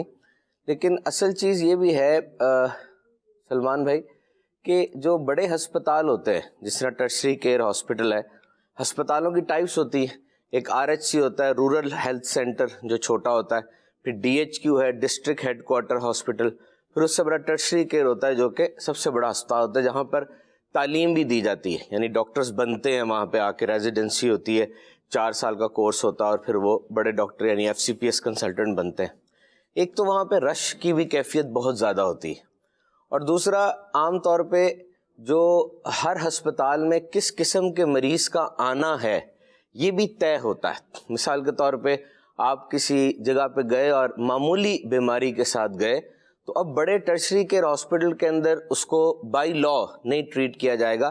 چھوٹے اسپتال میں ہی کاؤنٹر کے اوپر آپ کو اس چیز کی میڈیکیشن دے دی جائے گی، اور ڈاکٹر پھر اس حساب سے اوپر مطلب وہ چلتے رہتے ہیں. ذمہ داری تو ہے، جو ہم ایتھکس کی بات کر رہے ہیں وہ ایتھکس یہی ہیں کہ ایک استاد اگر اسکول میں پڑھا رہا ہے تو وہ اسکول میں ایسا پڑھائے کہ اکیڈمی کی ضرورت نہ پڑے. صحیح. ایسا نہ ہو کہ اسکول کے اندر وہ سویا ہوا ہے اور اکیڈمی اس کی پوری بھری ہوئی، اور اکیڈمی میں وہ جاگ کے پوری طریقے سے توجہ دے رہا ہے. اور ایسا ہوتا ہے کہ تعلیمی معاملات کے اندر دیکھا جائے تو ایک جگہ پر ایک بات پڑی کہ جی تعلیم تو اب یہی رہ گئی ہے کہ بچہ یہاں سے لے کے یہاں تک یاد کر کے آؤ، جو بھی ہو یہاں سے لے کے یہاں تک یاد کر کے آؤ. اب کانسیپٹ بیسڈ وہ چیز نہیں ہے، یہ بھی پروفیشنل ایتھکس کے خلاف ہے. ایتھکس کا مطلب ہی یہی ہے کہ آپ نے اپنے کاروبار میں، اپنے کام میں، جو بھی آپ کا کام ہے، چاہے آپ گھر در خاتون ہیں تو آپ کچن کو اٹینڈ کر رہی ہیں، آپ اگر کاروبار کر رہے ہیں تو اپنے کاروبار کو اٹینڈ کر رہے ہیں، جاب کر رہے ہیں جاب کو اٹینڈ کر رہے ہیں، جو اس کے جونیئر بھی ہیں سینئر بھی ہیں اس کے ساتھ ہے، کس انداز سے اس چیز کو پرسیو کر رہا ہے. کس انداز سے. دس از ایتھکس. اور وہ انداز بہترین ہی ہونا چاہیے, آنیسٹی والا, دیانت داری والا, اس کو جسٹیفائی کرنا چاہیے. تو یہ چیزیں دونوں طرف سے ہے. میں تو سمجھتا ہوں کہ مریضوں کی طرف سے بھی بہت زیادہ بیجا پریشر ہوتا ہے. اب دیکھیے, ایک آپریشن ہے بچے کے دل کا آپریشن, یہ ہوتا ہے ٹیٹرالوجی آف فیلٹس. یہ بیماری ہوتی ہے, بچہ جب پیدا ہوتا ہے تو کنجینیٹل ڈس آرڈر ہے کہ اس کے دل میں سوراخ ہوتا ہے, اور یہ دل کا سوراخ پھر اس کو آپریشن کیا جاتا ہے. آپریشن بھی فوراً نہیں ہوتا, کچھ عرصے کے بعد ہوتا ہے. اب یقین کریں کہ جو بڑے ہسپتال ہیں بچوں کے, کیونکہ بچوں کا سرجن بھی الگ ہوتا ہے, اور وہ بھی ہارٹ سرجن, بچوں کا ڈیلیکیٹ سرجری ہے, تو سرکاری اسپتالوں میں 4 سال کا ٹائم ہے. 4 سال اس نے زندہ کہاں رہنا ہے, مطلب ایک جو اندازہ ہے میڈیکل, اتنی زندگی نہیں ہے. اور وہ 4 سال کا ٹائم ہے, کیونکہ ظاہری بات ہے وہ کچھ ہسپتال میں چھٹیاں بھی ہو جاتی ہیں, ہڑتالیں بھی ہو جاتی ہیں, اور پھر وہ جو آپریشن تھیٹر ہے وہ ایک کام کے لیے تو نہیں ہے, اسی میں اپینڈکس کا آپریشن ہونا ہے, اسی میں برین سرجری ہونی ہے. تو اب وہ پھر اس سرجن کی اپنی لمیٹیشنز ہوتی ہیں. اور پھر دوسری بات ایک اور ہے کہ سلمان بھائی, وہ جو کام ہے ایک بڑا ڈیلیکیٹ کام ہوتا ہے. یعنی جب آپ کسی کا سر کھول رہے ہیں, کھولنے کے بعد اس کے ٹیشوز کو ارینج کر رہے ہیں, کہ مطلب جس طریقے سے ہماری یہ بیک بون ہے, یہ ہڈی کی بنی ہوئی ہے, اس کے اندر سپائن جا رہی ہے. اگر ریڑھ کی ہڈی کو کچھ ہو جاتا ہے, ڈاکٹر ریڑھ کی ہڈی کو کھولتا ہے, اور اگر وہ جو نیچے اس کے سپائن جا رہی ہے, سپائنل کارڈ, اس کو ذرا سی چھری بھی لگ گئی, کچھ ہو گیا, تو اس کے جسم کا کوئی حصہ وہ بالکل پیرالائز ہو جائے گا. تو ڈیلیکیٹ کام ہے. ڈاکٹر جب یہ کام کر لیتا ہے تو وہ انسان ہے, وہ پھر ایگزاسٹ بھی ہو جاتا ہے کہ یار آج 2 آپریشن کر لیے, 3 آپریشن کر لیے. تو یہ کہ دونوں طرف سے دیکھنا چاہیے. ظاہری بات ہے جس کا مریض ہے اس کا تو ہے. اصل بات یہی ہے سلمان بھائی کہ اس بندے کو پتہ ہے کہ وہ, اس کا جو ضمیر ہے اس کو بتا رہا ہے کہ جو تم کام کر رہے ہو وہ صحیح ہے کہ نہیں ہے. اگر واقعی ادھر بیٹھ کر ٹیلی فون سنے جا رہے ہیں, وقت ضائع کیا جا رہا ہے, چائے چل رہی ہے, اور اس طرح کے کام ہو رہے ہیں, تو اس کو پتہ ہے کہ وہ اپنے ورک ایتھکس کے ساتھ انصاف نہیں کر رہا. درست فرمایا آپ نے, اور بڑی اچھی بات کہی آپ نے. بالکل ہیومن ایرر جہاں پر ہے سبحان اللہ, وہ تو ہے سو ہے. لیکن یہ بھی جو ہے یہ بڑی غلط بات ہے کہ آپ کسی مطلب چیریٹی بیسڈ ادارے میں ہیں, یا آپ کسی جو ہے وہ سرکاری ادارے میں ہیں, جہاں پر آپ کو باقاعدہ ایک وہ پے کر رہے ہیں, پیسے مل رہے ہیں. اور میرا نہیں خیال کہ ڈاکٹروں کی تنخواہیں ہلکی پھلکی ہوتی ہوں گی, صحیح ایک جو ہے وہ تنخواہیں ملتی ہوں گی ڈاکٹروں کو. یہ تو جو ڈاکٹر ہیں وہی بتا سکتے ہیں تنخواہ ڈاکٹر کی. اب وہ پتہ نہیں اپنے اعتبار سے اس کو کیا سمجھتا ہے. برحال عام ایک نارمل جس معاشرے میں ہم رہ رہے ہیں, ایک اچھی ہینڈسم کمائی ڈاکٹر کی کرتا ہوگا. تو جب ادارہ دے رہا ہے تو علاج کریں. بحمداللہ تعالی ہم نے بھی جو ہے وہ دیکھا ہے, یہ وزٹ بھی کیا ہے سرکاری ہاسپٹلز کے اندر بھی, بہت اچھے ڈاکٹر بھی ہیں, بہت اچھے ڈاکٹر بھی ہیں. بڑی جسے یوں بولے کہ ایک ہمبلنس کے ساتھ اور بڑے درد دل کے ساتھ علاج کرنے والے, دیکھنے والے, کرنے والے, اپنے سارے سلسلے کو جو ہے وہ فالو کرنے والے بھی ہیں بحمداللہ تعالی, ایسے بھی ہیں. لیکن اگر کوئی ایسا ہے کہ جو اس طرح سے جہاں پر کم جو ہے وہ آمدنی والے یا فائنینشیل اعتبار سے جو مضبوط لوگ نہیں ہیں, وہاں پر آ رہے ہیں علاج کروا رہے ہیں, تو مہربانی کر کے آپ کو چونکہ کچھ مل ہی رہا ہے, لہٰذا ان کا علاج بھی اچھے طریقے سے کیا جائے. میرے پاس سبحان بھائی اس طرح کے موجود ہیں, لوگ بیچارے بتاتے بھی ہیں, معاملات ہوتے بھی ہیں. وہ کام جو 500 روپے میں کسی کا ہو سکتا تھا, اس نے کہا یہاں نہیں, آپ فلاں جگہ پر آ جائیں. اب فلاں جگہ پر جب وہی بندہ بھی وہی ہے, مرد بھی وہی ہے, اور جو ٹریٹمنٹ ہے اس کا وہ بھی کیا ہے, وہی ہے, اور اس کے 1200 روپے لیے. اچھا 1200 روپے 700 روپے یہ بڑھا دیے, اور ہر ٹور پر 700 روپے بڑھا دیا. اب وہاں آنے جانے کی جو ٹرانسپورٹیشن ہے, آپ دیکھیں جو مریض ہے وہ خالی صرف ہاسپٹل میں آنے کے پیسے ہی نہیں دے رہا, وہ جو دوائیاں لے رہا ہے اس کے بھی پیسے دے رہا ہے, وہ جو آنا جانا کر رہا ہے اس کے بھی پیسے جو ہے وہ دے رہا ہے. یہ ساری چیزیں بننے پر وہی ڈالتی ہیں. تو مہربانی کی جائے, میرا یہ خیال ہے کہ مسیحا ہو تو پھر اس کو واقعی مسیحا بننا چاہیے. اللہ ہم سب کو عافیت عطا فرمائے. یہاں پر میں ایک گزارش کرتا چلوں کہ اصل میں یہ جو پروفیشن ہوتا ہے نا, کچھ پروفیشنز کے اندر انسان کو عادی نہیں ہونا چاہیے.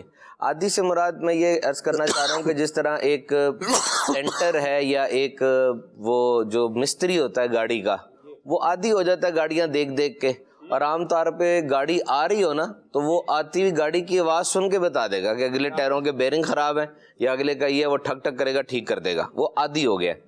کچھ پروفیشنز ایسے ہوتے ہیں جن میں عادی نہ ہونے کی پریکٹس کرنی چاہیے، جس میں میڈیکل سائنس بھی ہے اور جس میں ٹیچنگ بھی ہے۔ مثال کے طور پہ میڈیکل سائنس کے اندر سامنے ایک بوڑھی خاتون آتی ہیں جو کہ درد سے کراہ رہی ہیں اور اس وقت ان کی کیفیت ایسی ہے جو کہ میڈیکلی پرابلم ہے، لیکن ڈاکٹر کو پتا ہے کہ صرف جو میپرازول کا 2 ٹیکے لگائیں گے تو جو مسئلہ ہے وہ ٹھیک ہو جائے گا یا 1 ٹیکے سے مسئلہ حل ہو جائے گا، لیکن اس ٹیکے کو لگاتے وقت کہہ مار کے آپس میں دوستوں کے ساتھ ہنسنا یا بالکل اس کو وہی گاڑی والا ٹریٹمنٹ دینا، تو یہ سوچے کہ اس خاتون کے ساتھ جو اس کے بچے دیگر لوگ آئے ہیں ان کے دل پہ کیا بیتتی ہے۔ اور دوسرا یہ کہ وہ مطلب ٹھیک ہو جائیں گی لیکن یہ پروٹوکول نہیں ہے آپ کا، مناسب نہیں لگتا کہ اس طرح سے آپ کا رویہ رکھا جائے۔ ایک جملہ جو میں نے پڑھا دیٹ از اسٹانشنگ اور بہت زبردست، کہ ڈاکٹر صاحب آپ کے لیے یہ ایک نارمل دن ہے روزانہ کے لیے، لیکن آپ کے پاس جو مریض آیا اس کے لیے نارمل دن نہیں ہے، ہو سکتا ہے اس کی زندگی میں پہلی بار ہی ایسا دن آیا ہو یا اس کی زندگی میں اپنی ماں کو اتنی تکلیفیں پہلی بار اس نے دیکھا ہو۔ اسی طریقے سے ایک استاد جب کلاس میں آ رہا ہے تو استاد کے لیے تو ایک نارمل دن ہے جس کے وہ پیسے لے رہا ہے جا رہا ہے، لیکن اس کے سامنے جو بچے بیٹھے ہیں ان کے لیے نارمل دن نہیں ہے، ان کی گروتھ ہو رہی ہے، وہ کوئی آئیڈیا آج لے کر جائیں گے، کوئی چیز سیکھ کر جائیں گے۔ جب بھی استاد، جو میں نے اساتذہ کے بارے میں جو پڑھا، انٹرنیشنل ریسرچ ہو رہی ہے کیونکہ ایجوکیشن انڈسٹری وہ انڈسٹری ہے جس میں سب سے زیادہ ریسرچ ہے اور اس کی ڈیفینیشن بھی تبدیل ہوتی جا رہی ہے ایجوکیشن کی۔ میرے زمانے میں اور ڈیفینیشن تھی، آج اس کی ڈیفینیشن اور ہے، آج کمپیوٹر کے بغیر تعلیم نہیں ہے۔ تو ٹیچر روزانہ جاتے ہوئے کوئی ایک آئیڈیا لے کر جاتا ہے کہ میں نے آج یہ آئیڈیا اپنے بچوں میں امپلانٹ کر کے آنا ہے، ان کے ذہنوں میں یہ خاص آئیڈیا ڈال کر آنا ہے، ان کو اس چیز کی ترغیب دے کر آنی ہے کہ آپ نے یہ چیز زندگی میں اختیار کرنی ہے، چاہے وہ ہیلتھ کے بارے میں ہے، چاہے وہ نصاب کے بارے میں ہے، چاہے وہ کسی اور چیز کے بارے میں۔ تو کچھ پروفیشنز واقعی ایسے ہوتے ہیں کہ ان پروفیشنز کے اندر عادی نہیں ہونا چاہیے بلکہ ڈیلی بیسس کے اوپر اپنے آپ کو بھی اور سب کو سکھانا چاہیے۔ دیکھیں یہ جو ایتھکس ہے، ایتھکس کی تعلیم تو دیکھا جائے تو پوری دنیا کے اندر ہے۔ سمپل سی بات اس میں یہ اس کا اگر ایک لائن میں سمرائز کرے نا تو وہ یہ ہے کہ آپ نے پروفٹ کمانا ہے، پروفٹ کمانا ہے، یہ آپ کا مقصد ہے۔ obviously جب آپ کوئی بھی کنسرن رن کر رہے ہیں، چاہے وہ پرائیویٹ ہاسپٹل ہے، پرائیویٹ اسکول ہے یا کوئی بہت بڑی ملٹی نیشنل کمپنی ہے، پروفٹ کمانا ہے۔ ایتھکس صرف یہ کہتا ہے کہ کس طرح کمانا ہے، آپ یہ طے کریں کس طرح کمانا ہے، اور اس کے اوپر اب ورک شاپس کروائی جاتی ہیں، ٹریننگز کروائی جاتی ہیں، اور پھر آپ کے سامنے دنیا میں بڑے بڑے فراڈ سامنے آتے ہیں اور پھر ان کی انٹروسپیکشن ہوتی ہے۔ تو یہ کہ تھوڑا سا انسان اپنی لائف کو چینج کرے اور آنیسٹی، اوبیڈینس، اور ہر سٹرکچر میں یہ لے کر آئے۔ یعنی ایک آرگنائزیشن اگر چل رہی ہے، ورک پورا لوڈ ہو رہا ہے، تو لیڈر سے لے کے امپلائی تک کو، لیڈر کا اور باس کا کام کیا ہے کہ وہ اپنے جو امپلائیز ہیں، جو ملازم ہیں، ان کی پے کا خیال رکھے، وہ پے دے جو پے ان کو بنتی ہے اس کے ٹیلنٹ کے حساب سے، مینٹورشپ کرے۔ مینٹورشپ کا مطلب یہ ہے کہ ایک اچھا امپلائی وہ یہ چاہتا ہے کہ جاب کے اندر مجھے تنخواہ بھی ملے اور میری تربیت بھی ہو۔ جس طرح میں ڈاکٹر کی بات کی، مجھے بتائیے سرجن ساری کتابیں پڑھ لے، سرجری میں کبھی طاق نہیں ہو سکے گا جب تک اس کا سینئر اس کو موقع نہیں دیتا۔ اب جو بھی سرجری آ رہی ہے سینئر صاحب خود کر رہے ہیں، اور یہ بھی شکایت عام ہے کہ جی چھوٹے ڈاکٹرز کو موقع نہیں دیا جاتا۔ سب سے جو مائنر سرجری ہے وہ اپینڈکس کی ہوتی ہے، سب سے مائنر، وہ سب سے پہلے دیتے ہیں جونیئر ڈاکٹر کو، پھر جب دیتے ہیں اس کو تو اسے ٹریٹ کھاتے ہیں سارے کے سارے، آج پہلی سرجری اس نے کی ہے۔ تو اس کو چاہیے اپنے طور پہ اس کو موقع دے، مینٹورشپ کرے، اس کے ساتھ کھڑے ہو کے اس کو چیرنا سکھائے، کرنا سکھائے، اور پھر اس کو پریز کرے، اس کی جو رائے ہے اس کا احترام کرے۔ رائے اچھی بھی ہوتی ہے، رائے اچھی نہیں بھی ہوتی۔ دیکھیں سلمان بھائی، وہ باس ہے یا لیڈر ہے، اس کا مطلب یہ نہیں کہ اس کو سب کچھ پتا ہے۔ کسی بندے کو سب کچھ پتا ہے ایسا نہیں ہوتا، مسٹر نو اٹ آل سارے نہیں ہیں۔ لیڈر وہ تب ہے اس کو سب کچھ پتا ہے یہ ضروری نہیں ہے، جو سب کو پتا ہے وہ سب کی سنتا ضرور ہے، اور جس کی رائے میں کچھ کجی ہے، کمی ہے، اس کے دروازے نہیں بند کرتا ڈانٹ کے یا ڈسکریج کر کے، بلکہ دروازہ کھلا رکھتا ہے کہ یار آج اس نے یہ بات کی، کل اور بات کہہ دے گا. اس کو کئی طریقے سے سمجھاتا ہے کہ جی میں نے آپ کی بات لکھ لی ہے، ماشاءاللہ آپ کا کنٹریبیوشن اچھا تھا، پھر کبھی دیکھتے، اور اچھی رہے والے کو وقت دیتا ہے. اور اسی طریقے سے وہ مشوروں میں شامل کرتا ہے. دیکھیں خواہش ہوتی ہے ہر ایک کی کہ جو میری فیلڈ کے ریلیٹڈ مشورہ اس میں مجھے شامل کیا جائے.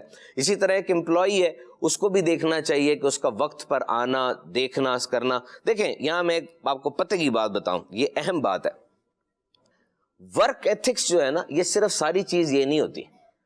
ایک بندہ بہت زیادہ کوشش کر رہا ہے، ایفرٹ کر رہا ہے، ہارڈ ورکنگ کر رہا ہے، معذرت کے ساتھ وہ اس بات سے آرگنائزیشن میں اتنا پہچانا نہیں جائے گا جتنا کہ وہ صرف ایتھکس سے پہچانا جائے گا. کام پورا کر رہا ہے لیکن بدتمیز ہے، وقت پر آتا ہے، وقت پہ جاتا ہے، ایک ایک چیز کرتا ہے لیکن حسد کرتا ہے، ٹیم کو چلانے کی صلاحیت نہیں ہے اس میں. تو ایتھکس وہ سب سے ضروری ہیں. ورک ایتھکس ٹھیک ہے، پنکچویلٹی اور آنا، وقت پہ کام کرنا، سارا کچھ کرنا، but ethics are more important. اس لیے تو کہتے ہیں کہ دنیا آج کل سافٹ اسکل کی ہے. ایک سول انجینئر ہے، اتنا بڑا پل بنا دیتا ہے، اتنی بہترین وہ پل بنا دیتا ہے. ڈاکٹر صاحب اچھا کام کر رہے ہیں، فائنانس آفیسر اکاؤنٹس کے بادشاہ ہیں، لیکن اگر اس کو سافٹ اسکل نہیں آتی، وہ پریزنٹ نہیں کر سکتا اس چیز کو. ٹیم دے دی جائے تو ٹیم کو رن نہیں کر سکتا. پرابلم سالونگ پورا ایک ٹاپک ہے. آج دنیا میں نئی نئی باتیں آتی ہیں تو نئی نئی پرابلمز آتی ہیں. پرابلم دیکھ کے وہ ڈر جاتا ہے اور صحیح طرح باس کو کمیونیکیٹ نہیں کرتا. ساری چیزیں اس کی پرسنالٹی میں فلا پیدا کرتی ہیں. تو ایک چیز میں یہاں پر ایڈ کروں گا کہ دیکھیں سلمان بھائی، جب پروفیشنل ایتھکس کی آپ بات کرتے ہیں نا، تو یہ یاد رکھیں کہ باس بہترین آپ کا آدمی ہو، باس آپ کا مالک، آپ کا سیٹھ، آپ کا بڑا جس نے آپ کو نوکری دی ہے، بظاہر وہ دنیا میں بھی بڑا مشہور ہے، کائنڈ بھی ہے، اچھا بھی ہے، لیکن ہے وہ انسان. اس کے ساتھ بھی گھر ہے، اس کے ساتھ بھی پرابلمز ہیں. چونکہ وہ باس ہے، اس کے اوپر بہت زیادہ مینٹل پریشر بھی آ سکتا ہے. اگر کبھی ایسی بات ہو جائے کہ باس صاحب کچھ گرمی نکال دے، یاد رکھیں اب آپ کا امتحان ہے. یعنی روڈ انداز اختیار کر رہا ہے، بری گفتگو جسم بولے کرنے لگ گیا ہے، ایسا کچھ ہو سکتا ہے کیونکہ وہ انسان ہے. اور یہ آپ کی میچورٹی ہے کہ اس سچویشن کو آپ نے ٹیکل کیسے کرنا ہے. یاد رکھیے گا کہ نوکریاں نہیں ہیں باہر، ٹھیک ہے، باہر نوکریاں نہیں ہیں. عالمی وبا کے بعد بہت مسئلہ بنا ہوا ہے، $1 ٹریلین کا نقصان ہو چکا ہے. ایک بات تو یہ ہے، ٹھیک ہے. دوسرا، اب جب گرمی آ گئی، تھوڑی دیر کے لیے رک جائیں بس. Emotions are temporary, mood is your choice. یہ یاد رکھیے گا، emotions are temporary, mood is your choice. جذبات صرف 5 منٹ، 3 منٹ یا 4 منٹ کے لیے ہوتے ہیں، یہ سائنس کہتی ہے. آگے ان جذبات کے بعد جو موڈ آپ بنا لیتے ہیں نا، یقین کریں یہ آپ کی چوائس ہے. ایموشنز آئے، ایڈرینالن اور دیگر جو کیمیکلز دماغ سے نکلتے ہیں، انہوں نے پورے جسم کو فلڈ کر دیا، آپ چڑچڑے ہو گئے، یہ ہو گئے. اب اس کو اپنے اوپر طاری رکھنا، یہ آپ کی چوائس تھی. آپ چاہتے تو اس کو ریلیز کر دیتے. آپ باس کی اس بات کو سن کے بولیں نا، چپ کر جائیں، اس کو تھوڑی دیر کے رکیں، پی جائیں. اور اس کے بعد اگر آپ سیٹلمنٹ کی طرف بڑھتے ہیں نا اور اچھا کام کرتے ہیں، سوری کر لیتے ہیں یا کوئی اور ایسی بات کرتے ہیں، یقین کریں یہ بات آپ کے سی وی میں ایڈ ہو جائے گی. باس کا موڈ اتر جانا دوبارہ، لیکن وہ ساری زندگی یاد رکھے گا کہ یار یہ بندہ اس طرح کا بیہیویئر بھی برداشت کر سکتا ہے. اور یہ بات آپ کے پلس میں جائے گی. کل کنا جب کوئی ایسی بات ہوگی، ایسی ڈیلنگ ہوگی جہاں پہ ہاٹ ٹاک ہو سکتی ہے، وہ آپ کو چنے گا، وہ کہے گا یار اس بندے کو بلاؤ، اس بندے کو بلاؤ. احسان نما رویہ اختیار نہیں کرے گا، باس ہے، لیکن یہ بات آپ کے سی وی میں لکھی گئی ہے اب کہ یار یہ بندہ اس چیز کو برداشت کرنے کی صلاحیت رکھتا ہے. ایک دفعہ آپ کوئٹ کر گئے نا، یاد رکھنا چھوڑنا آپ کی عادت بن جائے گا. دیکھتے ہوں گے آپ لوگ، ابھی اس جاب میں، ابھی اس جاب میں، ابھی اس جاب میں، ہوتا ہے نا، وجہ تو ہے کوئی. لگی بندی کون چھوڑ رہا ہے؟ کوئی نہ کوئی تو وجہ ہے نا. اور ایسا بندہ سی وی کے اندر، مارکیٹ کے اندر مشہور ہو جاتا ہے. یار کیوں، کیا وجہ بنی؟ اب ہر جگہ سے چھوڑتے جا رہے ہیں، کیا وجہ بنی؟ تو اس وقت اگر آپ روک لیں گے، یہ سب جگہ پہ سب کو بات پھیل جاتی ہے، کولیگز کے اندر بھی، یار یہ بندہ ٹھنڈا ہے، یہ بندہ بات کو روک لیتا ہے. تو تھوڑا سا جب آپ اس بات کو مینج کرنا شروع کریں گے، آپ کی پرسنالٹی کو اس بات کی عادت پڑتی جائے گی. دیکھیں بچے کا پہلا دن تھا نوکری کا، وہ باپ کے پاس آیا، کہتا dad any advice for workplace. کہ ابو جی پہلے یونیورسٹی جاتا تھا، کالج جاتا تھا، آج پہلے دن جاب پہ جا رہا ہوں، کوئی نصیحت ہے؟ تو باپ نے کہا دیکھو یہ یونیورسٹی نہیں ہے، ہر گلے ملنے والا دوست نہیں ہے یہاں پہ. یونیورسٹی میں تو گلے ملتے تھے ساتھ ہی, ہاں بھائی کہاں سے ہو, وہاں سے ہو, ٹھیک ہے آؤ, چائے پیے نہیں پیے, کہتے یہاں پر گلے تو ملیں گے لیکن بعد میں جو لیگ پولنگ ہوگی, پیسے کا مسئلہ ہے, یہ ایک کلچر ہے. تو یہ بات یاد رکھنا کہ ہر دوست ہوتا نہیں ہر ہاتھ ملانے والا, مطلب تھوڑا سا ورک کلچر میں اس چیز کو دیکھ لینا, خیال رکھنا. تو اس چیز کا خیال کرتے ہوئے اگر ہم چلیں گے تو ہمیں بہت زیادہ فائدہ ہوگا. مرحبا, ماشاء اللہ. چلیں جی کال شامل کرتے ہیں, پھر آگے بڑھتے ہیں انشاءاللہ. محمد احمد الطاری اور محمد طلحہ طاری کر رہے ہیں چنیوٹ سے. پیارے پیارے سلمان بھائی, کھلے صلی اللہ کہتے کہتے مرحبا مرحبا. ہم یہ پروگرام بہت شوق سے دیکھتے ہیں. ماشاء اللہ سبحان بھائی, آپ میں تو کانفیڈینس کوٹ کوٹ کر بھرا ہے, ہمیں بھی سکھا دیجئے نا.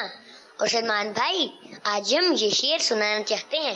خیرات محمد سے پا کر کس ناز سے کہتے ہیں منگتے, کس ناز سے کہتے ہیں منگتے, دکھیوں پہ کرم کرنے والا سرکار سے اچھا کوئی نہیں. واہ واہ, اللہ برکت دے آپ کو, ماشاء اللہ. آباد رہیں, سلامت رہیں. کیا آپ کا پیارا انداز ہے. تھوڑی اس میں مبین بھائی کی آمیزش ہے اور تھوڑی اس میں غلام رسول. میں یہ کہنے والا تھا کہ آپ پر مبین بھائی کا سایہ ہے. اللہ اکبر, اللہ رحمت فرمائے. چلیں جی, اللہ عافیت عطا فرمائے. اور انداز اچھا ہونا چاہیے, یقیناً اچھا ہونا چاہیے. اور ایک بات میں عرض کروں کہ جو کارٹونز کا جو بہرحال انداز ہوتا ہے یہ اصل میں کچھ سکھانے کے لیے ہوتا ہے, تو سیکھ اس کو لینا چاہیے, فالو اس کو نہیں کرنا چاہیے. انداز فالو نہ کیا جائے. سبحان بھی کیا رہا ہے آپ کی؟ جی ہاں, انداز تو ہر ایک 3D اینیمیشنز بھی ہیں, تو اس میں جیسے وہ ہے, اس میں ایک پیغام ہوتا ہے, میسج ہوتا ہے, اور وہ بچوں کو اپروچ کر رہا ہوتا ہے.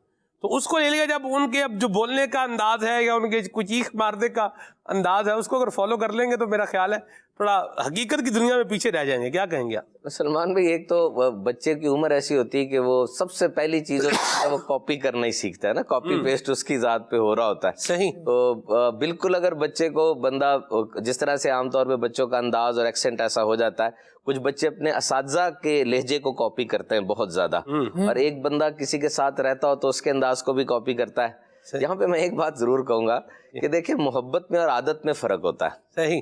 محبت میں اور عادت میں فرق ہوتا ہے. کبھی کبھار کسی سے اتنی محبت نہیں ہوتی لیکن اس کی عادت بڑی ہو جاتی ہے, اور محبت پھر چھوٹ سکتی ہے لیکن عادت نہیں چھوٹتی. عادت سے مراد یہ ہے کہ کوئی کسی کے ساتھ 10 سال سے ہے, 12 سال سے ہے, اس کی باتیں سن رہا ہے, اس کے ساتھ رہ رہا ہے, اب اس کا لہجہ بھی ویسا ہو گیا, اس کا چادر پکڑنے کا انداز بھی ویسا ہو گیا, سب کچھ ایسا ہو گیا. اس سے آپ پوچھیں گے اس کو محبت نہیں ہے لیکن اس کو عادت ہو چکی ہے, وہ کس طریقے سے چھوڑے. تو بیٹے نے جو بات کی کانفیڈنس کی, تو کانفیڈنس ہی اس کو کہتے ہیں کہ اس دنیا میں آپ کی سب سے بڑی خوبی یہ ہے کہ آپ جیسا کوئی نہیں ہے. آپ جیسا تو کوئی نہیں ہے, آپ یونیک ہیں. آپ کے گفٹ جتنے ملے آپ کو وہ آپ کے ہیں. تو یہ تو بہت بڑی بات ہے. اگر آپ سائنس کی بات کریں نا, تو جو نیڈ ہیرارکی تھیوری ہوتی ہے کہ جو بندہ اپنی پرسنالٹی کے سٹیپس چلتا ہے, تو اس میں سب سے بڑا سٹیپ سیلف ایکچولائزیشن کا ہوتا ہے. سیلف ایکچولائزیشن کا مطلب یہ ہے کہ اب بندہ پیور وہ خود ہے. تو بالکل بھی آپ کسی کا انداز نہیں, اپنا انداز جنریٹ کریں, اپنا برانڈ بنائیں. آپ کی آواز بھی الگ ہے, آپ کا انداز بھی الگ ہے, اور اسی کو کانفیڈنس کہتے ہیں. جو آپ کانفیڈنس کا پوچھ رہے تھے کہ you must be you, you must be you. آپ اپنا انداز رکھیں, کس کو کہاں تک فالو کریں گے, وہ چیز رک جاتی ہے اور پھر نقصان ہو جاتا ہے. کانفیڈنس یہی ہے کہ ماں باپ اپنے بچوں کی تربیت کریں, اور کانفیڈنس میں اور ایگو میں فرق رکھیے گا. کانفیڈنس میں اور مغرور ہونے میں, کہ ایک بندہ کانفیڈنٹ ہے اور مغرور نہیں ہے, یقین کریں یہ گفٹ ہے, بڑا مشکل ہے, بیچ میں بارڈر بہت تھن ہے. کانفیڈنٹ ہوتا ہے, کانفیڈنس کی طرف بڑھتا ہے, لیکن ایک دم سے وہ غرور والے پلڑے میں داخل ہو جاتا ہے. تو یہ یاد رکھیے گا کہ کسی کو نیچا دکھانا, اونچی بول کے اس کو دبا دینا, یہ کانفیڈنس نہیں ہے, یہ غرور ہے. کانفیڈنس یہ ہے کہ سب کو موقع دینا اور اپنے پوائنٹ آف ویو کے اوپر جو پوائنٹ آف ویو آپ کا ہے اس پہ مضبوط رہنا. اگر آپ کو یقین ہے کہ آپ کا پوائنٹ آف ویو ٹھیک ہے, کسی کی رائے سے متاثر نہیں ہونا, آپ ایک چیز ہے جو جس طرح کہتے ہیں نا کہ سب سے طاقتور آدمی وہ ہے کہ جو چیز اس کے خاندان میں نسل در نسل چل رہی ہے اور وہ چیز ٹھیک نہیں ہے, وہ رسم ٹھیک نہیں ہے, وہ اس رسم کو ختم کرنا چاہتا ہے. تو اس سے بڑا کانفیڈنٹ آدمی کون ہوگا؟ جتنی ول پاور اس کو چاہیے. ایک بےہودہ رسم ہے جو کسی فنکشن کے موقع پر نسل در نسل چل رہی ہے, وہ بچہ کھڑا ہو جاتا ہے اور ریکویسٹ کرتا ہے جی یہ رسم میں نے نہیں ہونے دینی, اور اب اس کا کانفیڈنس دیکھا جائے گا. This is the time to be confident. یہاں میں ایک اور چیز عرض کروں کہ ایک انسان سلمان بھائی جو ساری زندگی کانفیڈنٹ نہیں ہوا, اس میں خود اعتمادی نہیں آئی, اور وہ کبھی بھی کانفیڈنٹ نہیں اس نے ہونا چاہا یا نہیں ہوا, اب جب وہ کانفیڈنٹ ہونا چاہے گا نا پہلی دفعہ زندگی میں, وہ ڈرے گا, اس کو ڈر لگ جائے گا کہ کیا ہونے لگا ہے, کیونکہ یہ ایک نیا ورژن ہے, نیا اپڈیٹ ورژن ہے اس کا, اور وہ ڈر جائے گا وہ کیا کرے. اور یہاں پر وہ بیچارہ تھوڑا سا کانفیڈنٹ ہوگا, پھر کہے گا مجھے شاید مغرور ہو رہا ہوں, شاید میں غرور کر رہا ہوں, شاید پتہ نہیں کیا ہو رہا ہے, اس کا دل تو نہیں ہو رہا, میرا دل تو نہیں ہو رہا. یہ بڑا بیریئر ہے. اسی طرح ایک بندہ جو کبھی بھی ایکسپریسو نہیں ہوا, کبھی اس نے کھل کے بات نہیں کی, بولا نہیں ہے وہ, اور اپنا موقف اس نے ظاہر کرنے کی زبان سے کوشش نہیں کی, جب پہلی بار وہ یہ کام کرے گا نا تب بھی وہ ڈرے گا. وہ ایکسپریسو ہوگا تو سمجھے گا شاید میں اگریشن کر رہا ہوں, میں لڑ رہا ہوں, یا میں کچھ کر رہا ہوں, حالانکہ وہ ٹھیک جا رہا ہے بالکل, ہی از آن دا پاتھ. اسی طریقے سے ایک بندہ جس کی نیڈز کا کبھی خیال نہیں رکھا گیا, جس کی ضروریات کا کبھی خیال نہیں رکھا گیا, وہ جب بچہ تھا اس کے ماں باپ نے اتنا ساتھ نہیں دیا یا ایسے نہیں کیا, تو جب وہ پہلی دفعہ اپنی نیڈز کے بارے میں غور کرے گا تب بھی وہ ڈر جائے گا. اب سیلف ایکچولائزیشن کے لیے کہ یار میں کیا ہوں, میں اپنے آپ کو ایکسپلور کروں, وہ ڈرا ڈرا رہے گا. تو اسی لیے کہا جاتا ہے کہ ماں باپ تھوڑی سی اگر سختی بھی کریں تو بچے کو ان چیزوں کی طرف لائیں. میں نے ایک کلپ دیکھا, مجھے بڑا اٹریکٹ کیا. چھوٹی سی بچی نے اپنی بڑی بہن کو تھوڑا سا دھکا دے دیا, چیزیں گر گئیں. اس کا باپ آیا, باپ اگر کہتا ہے کہ اس کو سوری بولو, چھوٹی بہن کہتی ہے میں نہیں بولوں گی. وہ اس کو بڑے پیار سے سمجھاتا ہے کہ مجھے پتہ ہے یہ بولنا آسان نہیں ہے, I know this is not easy to articulate, say sorry, say like me, so صرف باقاعدہ اس کو ایک ایکٹنگ سے سو کو ری کو اس طرح بولو. ابھی جب اس نے ہیزیٹیٹ کیا چھوٹی بچی نے, تو باپ نے تھوڑا ڈانٹ کے کہا what I'm saying obey, sorry. جیسے اس چھوٹی بچی نے منہ سے سوری نکالا, وہ پورا ماحول ہی ڈیفیوز ہو گیا. وہ اس کی جو اسے کہا اوکے آئی ریئلائز دس, ٹھیک ہو گیا. یعنی تھوڑا سا ان بچوں کو یہ سکھائیں, سوری کہنا آسان کام تو نہیں ہے واقعی, ایک بوجھ مانگنا آسان, معافی مانگنا, سوری کہنا تو آسان ہی ہے سبحان بھائی, معافی مانگنا تھوڑا مشکل, معافی مانگنا مشکل. یہ بھی ایک بات ہے. فی ہی معافی پر اللہ خیر والا معاملہ فرمائے. بعض اگر لوگ کیا کرتے ہیں سبحان بھائی, نقصان کر دیں گے آپ کا اور بعد میں کیا بولیں گے, اللہ میری توبہ. مجھے وہ بات یاد آ گئی, میں مسجد میں امامت کرتا تھا ان دنوں, شاید میں پڑھتا تھا جامعہ المدینہ میں, تو بارش جو ہے نا وہ ہوئی تھی, اور آپ کو پتہ ہے ہمارے ہاں بارش ہوتی ہے تو بعض اوقات روڈ بھر جاتے ہیں, بھرے نہ بھی تو کم از کم کوئی پانی آدھا سورا مطلب یوں بول لیں کہ وہ روڈ پہ رہ ہی جاتا ہے. اچھا, اب میں جامعہ المدینہ سے, مجھے یاد ہے میں فضائل المدینہ سے بار گھر مسجد میں جا رہا تھا نماز پڑھانے کے لیے, عصر کی نماز کا ٹائم تھا. سبحان بھائی کلفٹن میں اس وقت میں تھا, بلاک 2 میں. تو اب میں پیدل جا رہا ہوں مسجد میں, گاڑی جناب ایک آئی شوں کر کے, اور پانی جتنا وہ کیچڑ والا پانی تھا نا وہ یوں اڑاتے ہوئے مطلب یوں, اور پانی یوں شڑپ کر کے مطلب میرے اوپر جو ہے نا بن گیا. جی اچھا, اب میں آپ کو کیا بتاؤں, آگے جا کے تھوڑا ہی آگے جا کے اس بندے نے گاڑی روک لی. اچھا, اور اس نے شیشہ نیچے کر کے مجھے کہا سوری صوفی صاحب, سوری مولوی صاحب معذرت. اب میں نے کیا کہنا تھا کہ مہربانی آپ کر کے اس کو بھی چھوڑا. تو یہ بھی خیال رکھنے والی بات ہے. تو معافی مانگنا درست اس کانٹیکسٹ میں, اگر آپ اس کو لیں, آپ کسی سے اپولوجائز کر رہے ہیں, معافی مانگ رہے ہیں, سوری کر رہے ہیں, باقی یہ اتنا آسان نہیں ہے. لیکن میرا خیال ہے جہاں پر غلطی ہو وہاں پر معافی مانگ دینی چاہیے. یہ آپ نے جو سلمان بھی بات کی نا, یہ بات ہے تو بڑی زبردست. یہ مطلب معافی واقعی منہ سے بولنا آسان ہے. 2 دوستوں نے کہا کہ ہم سے جب غلطی ہو جائے نا ہم سوری نہیں کہتے ایک دوسرے کو. مجھے پتہ نہیں آپ گائیڈ کریں گے یہ کہنا ضروری ہے کہ نہیں, بہرحال وہ کہتے ہیں ہم سوری نہیں کہتے, ہم رویہ بدل لیتے ہیں خود ہی. اور اگلے کو پتہ چل جاتا ہے کہ یہ چینج ہے کہ نہیں. نہیں معافی مانگ لینی چاہیے. جیسے سوری کہنا بھی یہ ایک معافی مانگنے کا دنیا میں کلچرڈ وے ہے. کہہ سوری کہتا ہے, تھینک یو کہتا ہے, کلچرڈ وے کہا جاتا ہے اس کو. درست فرمایا. اچھا یہ پاسبل ہے سبحان بھائی, یہ جہاں سے ورڈ آیا ہے نا اس کلچر کے اندر, اس سویلائزیشن کے اندر اس کی وہی ڈیمانڈ اور وہی اس کا مقام ہو جو ہمارے ہاں معذرت میں, معافی میں, جو ہماری سوسائٹی میں یہ رکھتا ہے. تو بہرحال ایک یہ ہمارے ہاں جو لفظ بولنے میں تھوڑا آسان ہے, لیکن بہرحال جو مقصد ہے, جو پوائنٹ آف ویو ہے, سبحان بھائی نے بھی جیسے بات بتائی ہے, میں بھی جو عرض کر رہا ہوں, نقطہ اس کا وہ ہے, وہ ایک ہی ہے کہ اگر غلطی ہو جائے تو بندہ اس پر معذرت جو ہے وہ کر لے, اور کچھ چیزیں جو سکھانی چاہیے والدین کو وہ سکھائی بھی جائیں, اور اس کے ساتھ ساتھ اپنے آپ کو جو ہے وہ احساس کمتری کا شکار یہ نہ کیا جائے. یہ باللباب یہ نہیں کرے گا ایسے ہی, بالکل ایسے ہی. لفظوں میں اثر چھپا ہوتا ہے, اس کو فیل کر کے بولنا چاہیے. مدینہ مدینہ, مرحبا, کیا خوبصورت بات کی. جی کال. آج اس سلسلے کے کیا ہی کہنے ہیں کہ ماشاءاللہ میٹھے میٹھے صوبان بھائی کی آج اس سلسلے کے اندر آمد ہے.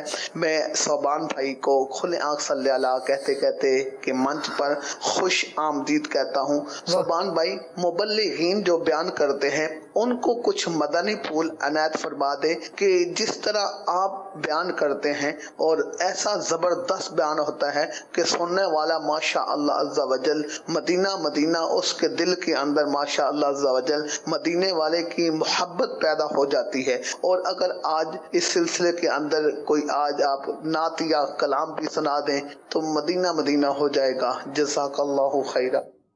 جی سبحان بھائی.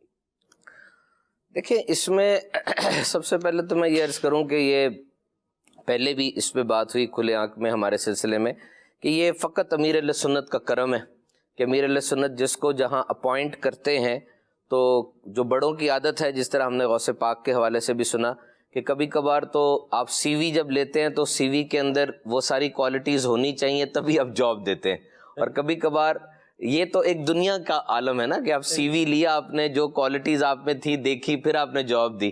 اور ایک طریقہ یہ ہوتا ہے کہ آپ کوڑا بندہ لیتے ہیں, اتنی طاقت آپ میں ہوتی ہے کہ آپ اس کو بھر دیتے ہیں. تو یہ امیر اہل سنت کا کرم ہے, اور واقعی امیر اہل سنت کی میں تو کہوں گا ایک کرامت ہے کہ انہوں نے پریکٹس بھی دی اور انداز بھی دیا, جذبہ بھی دیا. ہاں ایک چیز میں ضرور عرض کرتا چلو, اسٹائل وداؤٹ سبسٹینس از آفل. یعنی اگر انداز بڑا اچھا ہے کسی کا بھی اور لیکن اس کے پاس سبسٹینس نہیں ہے, وہ کوئی چیز نہیں ہے ایسی جو وہ دے, تو یہ چیز مناسب نہیں ہے. آواز کا اتار چڑھاؤ ہونا, آئی کانٹیکٹ, اور آپ کا مضبوط الفاظ سے بات کرنا, اچھے الفاظ کا ذخیرہ ہونا مقرر ہونے کے لیے ضروری ہے. یہ انٹرنیشنل پوائنٹس ہیں اس کے, لیکن اصل چیز وہی ہے سبسٹینس. دیکھیے جب بھی آپ کسی جگہ پر جانے لگے آپ یہ ضرور دیکھ لیں کہ آپ نے یہاں پر کیا آئیڈیا دینا ہے, کیا آپ کی تھیم کیا ہے. لوگ آپ کے سامنے بیٹھے ہیں اور وہ اس بات کے لیے تیار ہیں کہ آپ کی بات سنیں, تبھی وہ وہاں پر آئے نا, چل کے آئے ہیں. تو اب آپ نے کون سا آئیڈیا کنسٹرکٹ کرنا ہے ان کے مائنڈ کے اندر, جو کہ آپ جب بیان ختم کریں تو ان میں کیا تبدیلی آ چکی ہو, کس موضوع کی طرف آپ نے ان کو لے کر آنا ہے اور ان کا ذہن بنانا ہے. دیکھیے پوری زندگی کی تربیت ہے اور آپ کے پاس صرف آدھا پونا گھنٹہ ہے, کوئی چھڑی تو ہے نہیں کہ آپ سب کو چینج کر دیں گے, لیکن پھر بھی آپ اپنا مقصد ڈیفائن کریں اور وہاں جا کے اس مقصد کے ارد گرد رہیں. دنیا کے سارے بڑے پریزنٹرز کے اندر جو بات کامن ہے نا وہ یہ ہے, a well rehearsed presentation is a good presentation. ایک ایسی پریزنٹیشن جس کی تیاری کی گئی ہو پہلے, یا کم از کم ذہن میں دہرایا گیا اس کو کہ میں نے آج یہ بات کہنی ہے, وہ ایک بہترین پریزنٹیشن ہوتی ہے. آپ پہلے تیاری کر کے جاتے ہیں, سمجھ کے جاتے ہیں. تیاری کا انداز مختلف ہے. ابھی جب یہ عالمی وبا کے دن آئے چیزیں بند ہو گئیں اور لوگ باہر نکلنا بند ہو گئے, کچھ ایسے کام ہیں جہاں پر ریگولر پریکٹس بڑی ضروری ہے. اگر آپ روزانہ پریکٹس نہیں کریں گے تو اس کام سے آپ کی وابستگی کم ہوتی جائے گی, آپ اس کام میں کم ہوتے جائیں گے. روزانہ کی پریکٹس ضروری ہے. تو میں نے ایسے لوگوں کے حالات پڑھے کہ ٹھیک ہے اس نے روز پریکٹس کرنی تھی اور اب وہ جا نہیں سک رہا, تو اس نے کیا کیا, تو کچھ لوگوں نے بتایا کہ یہ بات ٹھیک ہے کہ جسم کو بھی پریکٹس کی ضرورت ہوتی ہے, لیکن کچھ لوگ اس لیول پہ آ چکے ہوتے ہیں کہ اگر وہ لیٹ جائیں یا کہیں بیٹھ کر اپنے ذہن میں وہ سارا منظر بنا لیں جو ان کا کام ہے اور اس کام کو ذہنی طور پہ کریں تو وہ تقریباً فزیکل کے ایکول ہو جاتی ہے. واہ واہ واہ. اتنا اس کا کمانڈ ہو جاتی ہے اپنے اس کام کے اوپر. اب ہو سکتا ہے کچھ مبلغین باقی ایسے ہوں یا پریزنٹرز ایسے ہوں جن کی پریزنٹیشن اتنی ہو گئی کہ وہ اب آنے سے پہلے وہ بیٹھے اور بیٹھ کے انہوں نے ایک دم سب باتوں کو چھوڑا اور دماغ کو حکم دیا. اپنے دماغ کے اوپر کنٹرول اتنا ہے کہ بتاؤ بھائی ابھی جو میں کرنے جا رہا ہوں کہاں کہاں پرانا میں نے کیا ہوا تھا. وہ دماغ فوراً ہی اسکرپٹ تیار کر دے, ادھر سے یہ پکڑو ادھر سے وہ پکڑو, اب وہ ایک ایک پوائنٹ لکھے گا. یہ بھی ویل ریہرس پریزنٹیشن ہے. آپ ایک اچھی پریزنٹیشن دینے کے لیے تیاری کر کے جائیں اور وہاں جا کے بیٹھ کے دیکھیں. اگر آپ ایک اچھے مقرر ہے لیکن آپ نے تیاری نہیں کی تو اس کا مطلب یہ ہے کہ آپ کے پاس تو بہت کچھ ہے. آپ جا کے وہاں پہ تقریر بھی اپنی بہت لمبی کر دیں گے اور پوری زندگی کا نچوڑ اس دن ان کو دینا چاہیں گے. اس کا نقصان کیا ہوگا کہ بہت سے ملے گا ان کو, بہت سے دیگر عناصر کا وہ پرابلم ہو رہی ہوگی. نمبر ایک وقتی پابندی جاری. نمبر دو جب ہیپ ہیزرڈ بات ہوگی یعنی بکھری ہوئی باتیں ہوں گی تو ان کو تو پتہ نہیں چل رہا کون سا موضوع چھڑ رہا ہے, کون سا ختم ہو رہا ہے, پھر کون سا شروع ہو رہا ہے. تو ایک چیز آپ دیں اور پھر رسپانس چیک کریں. کسی جگہ پر ڈونیشن کے لیے لوگ بیانات کرتے ہیں نا, ڈونیشن کے لیے, اب وہ صرف ڈونیشن پہ ہی لے کر آنا ہے. جس طرح ہم کل ملیر میں تھے اور ملیر میں ماشاءاللہ بہت اچھا پروفیشنلز کا اجتماع ہوا, تو وہاں پر ہمارا ذہن تھا ہم FGRF کا تعارف ضرور کریں. میں نے ان کو تھوڑی سی ایک بات بتائی. میں نے بتایا کہ جی ایک جگہ کے اوپر ایک اسکوائر بنا ہوا تھا, وہاں پر نیگرو بچے, ظاہری بات ہے یہ افریقہ کے کسی ملک کی بات تھی, نیگرو بچے اکٹھے ہوئے ہوئے تھے سارے. اب دیکھ رہے ہیں بیچ میں ہینڈ پمپ لگا ہوا ہے. اب ہینڈ پمپ لگا ہوا ہے, بچے اکٹھے ہو کے دیکھ رہے ہیں, انہیں نہیں پتا ابھی ہینڈ پمپ کیا, ان کے چہروں سے لگ رہا ہے. ویڈیو دیکھی میں نے, چہروں سے لگ رہا ہے. اب ایک بندہ آتا ہے ہینڈ پمپ کو گیڑنا شروع کرتا ہے, گیڑ رہا ہے. بچے دیکھ رہے ہیں, اچانک پانی جیسے نکلتا ہے, بچے یوں پانی کی طرف بھاگتے جیسے سونے چاندی گر رہی ہے, وہ بھاگتے ہیں دیکھتے ہیں. اب یہ چیز دیکھنے کے بعد انسان کو کیا کیا احساس ہوتا ہے. ابھی میں نے وہ ویڈیو نہیں دکھائی, میں نے بات کی ہے, لیکن ایک آئیڈیا ذہن میں پیدا ہوا نا کہ واقعی یار ہم نلکا کھولنے دھار آ جاتی ہے باہر, ہم وہ کریں تو پانی پانی ہو جاتا ہے, اور وہاں حالت دیکھیں.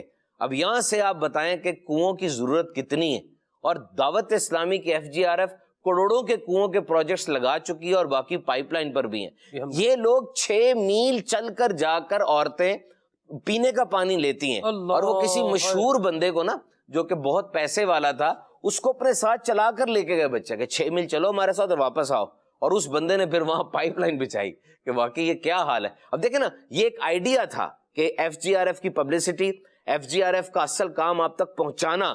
تو میں نے ایک مثال دی آپ کو, آئیڈیا امپلانٹ ہوا. ماشاءاللہ آپ جب بھی مقرر بن کے جائیں, دیکھیں ایک بات یاد رکھیں, سلمان بھائی نے بھی ایک دفعہ یہ بات کی تھی جب پہلے یہ سوال ہوا تھا, اور یہ بات بالکل ٹھیک ہے, ہر چیز ہر ایک کو نہیں ملی ہوتی, یہ یاد رکھیے. کوئی خاموش طبع ہوتا ہے, کوئی بولتا ہے, کوئی سنجیدہ ہوتا ہے, کسی کے چہرے پہ مسکراہٹ سجی رہتی ہے. جو تحفہ ملا ہے اس کے اوپر راضی رہیں. اگر جان بوجھ کے ماسک اوڑھنا چاہیں گے نا, یقین کریں شخصیت کا ملغوبہ بن جاتا ہے, اور دوسرا وہ بھاری ہو جاتا ہے اپنے پہ نا, بھاری ہو جاتا ہے کہ میں فلاں کام لازمی کروں. ابھی کل کی تصویر دیکھی میں نے خالد بھائی, ہمارا ایک اسلام بھائی تھا, وہ ذہنی آزمائش کے آڈیشنز میں آیا کرتا تھا اور ہر آڈیشن میں رہ جاتا تھا. آگے پھر مجھ سے اس نے پوچھنا کہ میرے میں کیا خامی, مجھے بتائیں, مجھے یہ بتائیں. تو جو خامی اب یاد رہتی تھی, اتنے ڈھیر سارے آڈیشن تھے, بتا دیا کرتے تھے. بیچارہ ہر ایک میں آگے کرتا تھا. ایک دن پھر میں نے اس کو تنگ آ گیا نا, جب بندہ تنگ آتا تو تھوڑا سا پھر انداز بھی بدل جاتا ہے. میں نے اس کو یہ جملہ کہا جو میں نے ابھی کہا, میں نے کہا بھائی ہو سکتا ہے یہ صلاحیت نہ ہو آپ میں, سٹیج میں آنا, بولنا, اشعار کی تکرار, یہ کرنا. حاجی عبدالحبیب صاحب ہے, میں ہوں, ہر ایک کا اپنا اپنا ڈیکورم ہوتا ہے. آپ کا آنا ہو سکتا ہے, آپ کچھ اور کیوں نہیں ٹرائی کرتے. ٹھیک ہے, ہم پر بھی بوجھ ڈل رہا ہے کہ یار پتہ نہیں کچھ زیادتی کر رہے ہیں, کیا کر رہے ہیں, آپ آگے کھڑے ہو جاتے ہیں. اور ماشاءاللہ کل میں نے کسی دعوت اسلامی کے سوشل میڈیا پلیٹ فارم پہ ان کی پکچر دیکھی, وہ ایک اچھی ذمہ داری پر ہے, مجھے بڑا خوشی ہوئی. اچھا وہ جو ذمہ داری ان کی ہے نا, اس میں بولنا اتنا نہیں ہے انوالو, وہ بیٹھنے والی جاب ہے. دیکھا نا, اس کا گفٹ وہ تھا, نہیں وہ اپنے اوپر کر سکا, تو اپنے ٹیلنٹ کو تلاش کرنے کے لیے اپنے ماں باپ کے پاس جائے. میں صحیح کہہ رہا ہوں, ماں باپ کو صحیح پتا ہوتا ہے. باپ کہیں جا رہا ہے بچے کو, تو کاروبار نہ کر, تیرے میں نہیں ہے, تیرے میں نہیں ہے. باپ ہے, اس نے بچپن سے پالا ہے, وہ پھر بھی کاروبار میں ٹھا نقصان کر رہا ہے, پھر اس کا باپ اس کو کہیں نہ کہیں ایڈجسٹ کرتا ہے. تو کوشش کرنی چاہیے کہ ماں باپ سے, اپنے استاد سے, اپنے قریبی دوستوں سے اپنی ذات کے بارے میں فیڈ بیک لیتے رہے کہ یار میں کیا ہوں, میرے میں کیا کیا خوبیاں ہیں. درست فرمایا. اور یہ سبحان بھی اللہ کریم کی عطا ہی ہوتی ہے. صحیح بات. اللہ کریم نے کچھ لوگوں کو کچھ صلاحیتیں ایکسٹرا آرڈنری جو ہے وہ عطا فرمائی ہوتی ہیں. اللہ کی تقسیم ہے اور اللہ کی تقسیم پر بندہ راضی رہے. اور صوبان بھائی کی بات بڑی ریلیونٹ اور بڑی زبردست بات ہے کہ ہر بندہ ہر کام کر سکے وہ نہیں ہوتا. جس کی جو صلاحیت ہے وہ اسی صلاحیت کے مطابق جو ہے وہ چلتا ہے اور وہی کام کرنا چاہیے. جیسے کیمرہ مین ہی نا صوبان بھائی, کیمرہ مین ہونا یہ بھی ایک پروفیشن ہے پورا. اب میں بولوں میں کیمرہ مین بھی بن جاؤں, میں پیچھے جا کے آڈیو کے پینل پر بھی بیٹھ جاؤں میں, تو آواز ہی پتہ نہیں جائے گی آگے لوگوں کو یا نہیں جائے گی, یہ مسئلہ ہو جائے گا. ہر بندہ ہر کام نہیں کر سکتا. استاد کے بجائے مفتی قاسم صاحب دامت برکاتہ القدسیہ آپ فرماتے ہیں کہ جو بندہ کہتا ہے کہ میں ہر فن مولا ہوں, وہ کسی فن کا مولا نہیں ہے. وہ یہ بھی ایک بات ہے ساتھ. اللہ عافیت والا معاملہ فرمائے. کچھ مزید کالز دیتے ہیں انشاءاللہ. جی اخلاق اطاری راولپنڈی سے بول رہا ہوں. ماشاءاللہ پروگرام صلی اللہ کہتے کہتے اپنی برکتیں لٹا رہا ہے. آج ماشاءاللہ سبحان بھائی کی آمد مرحبا.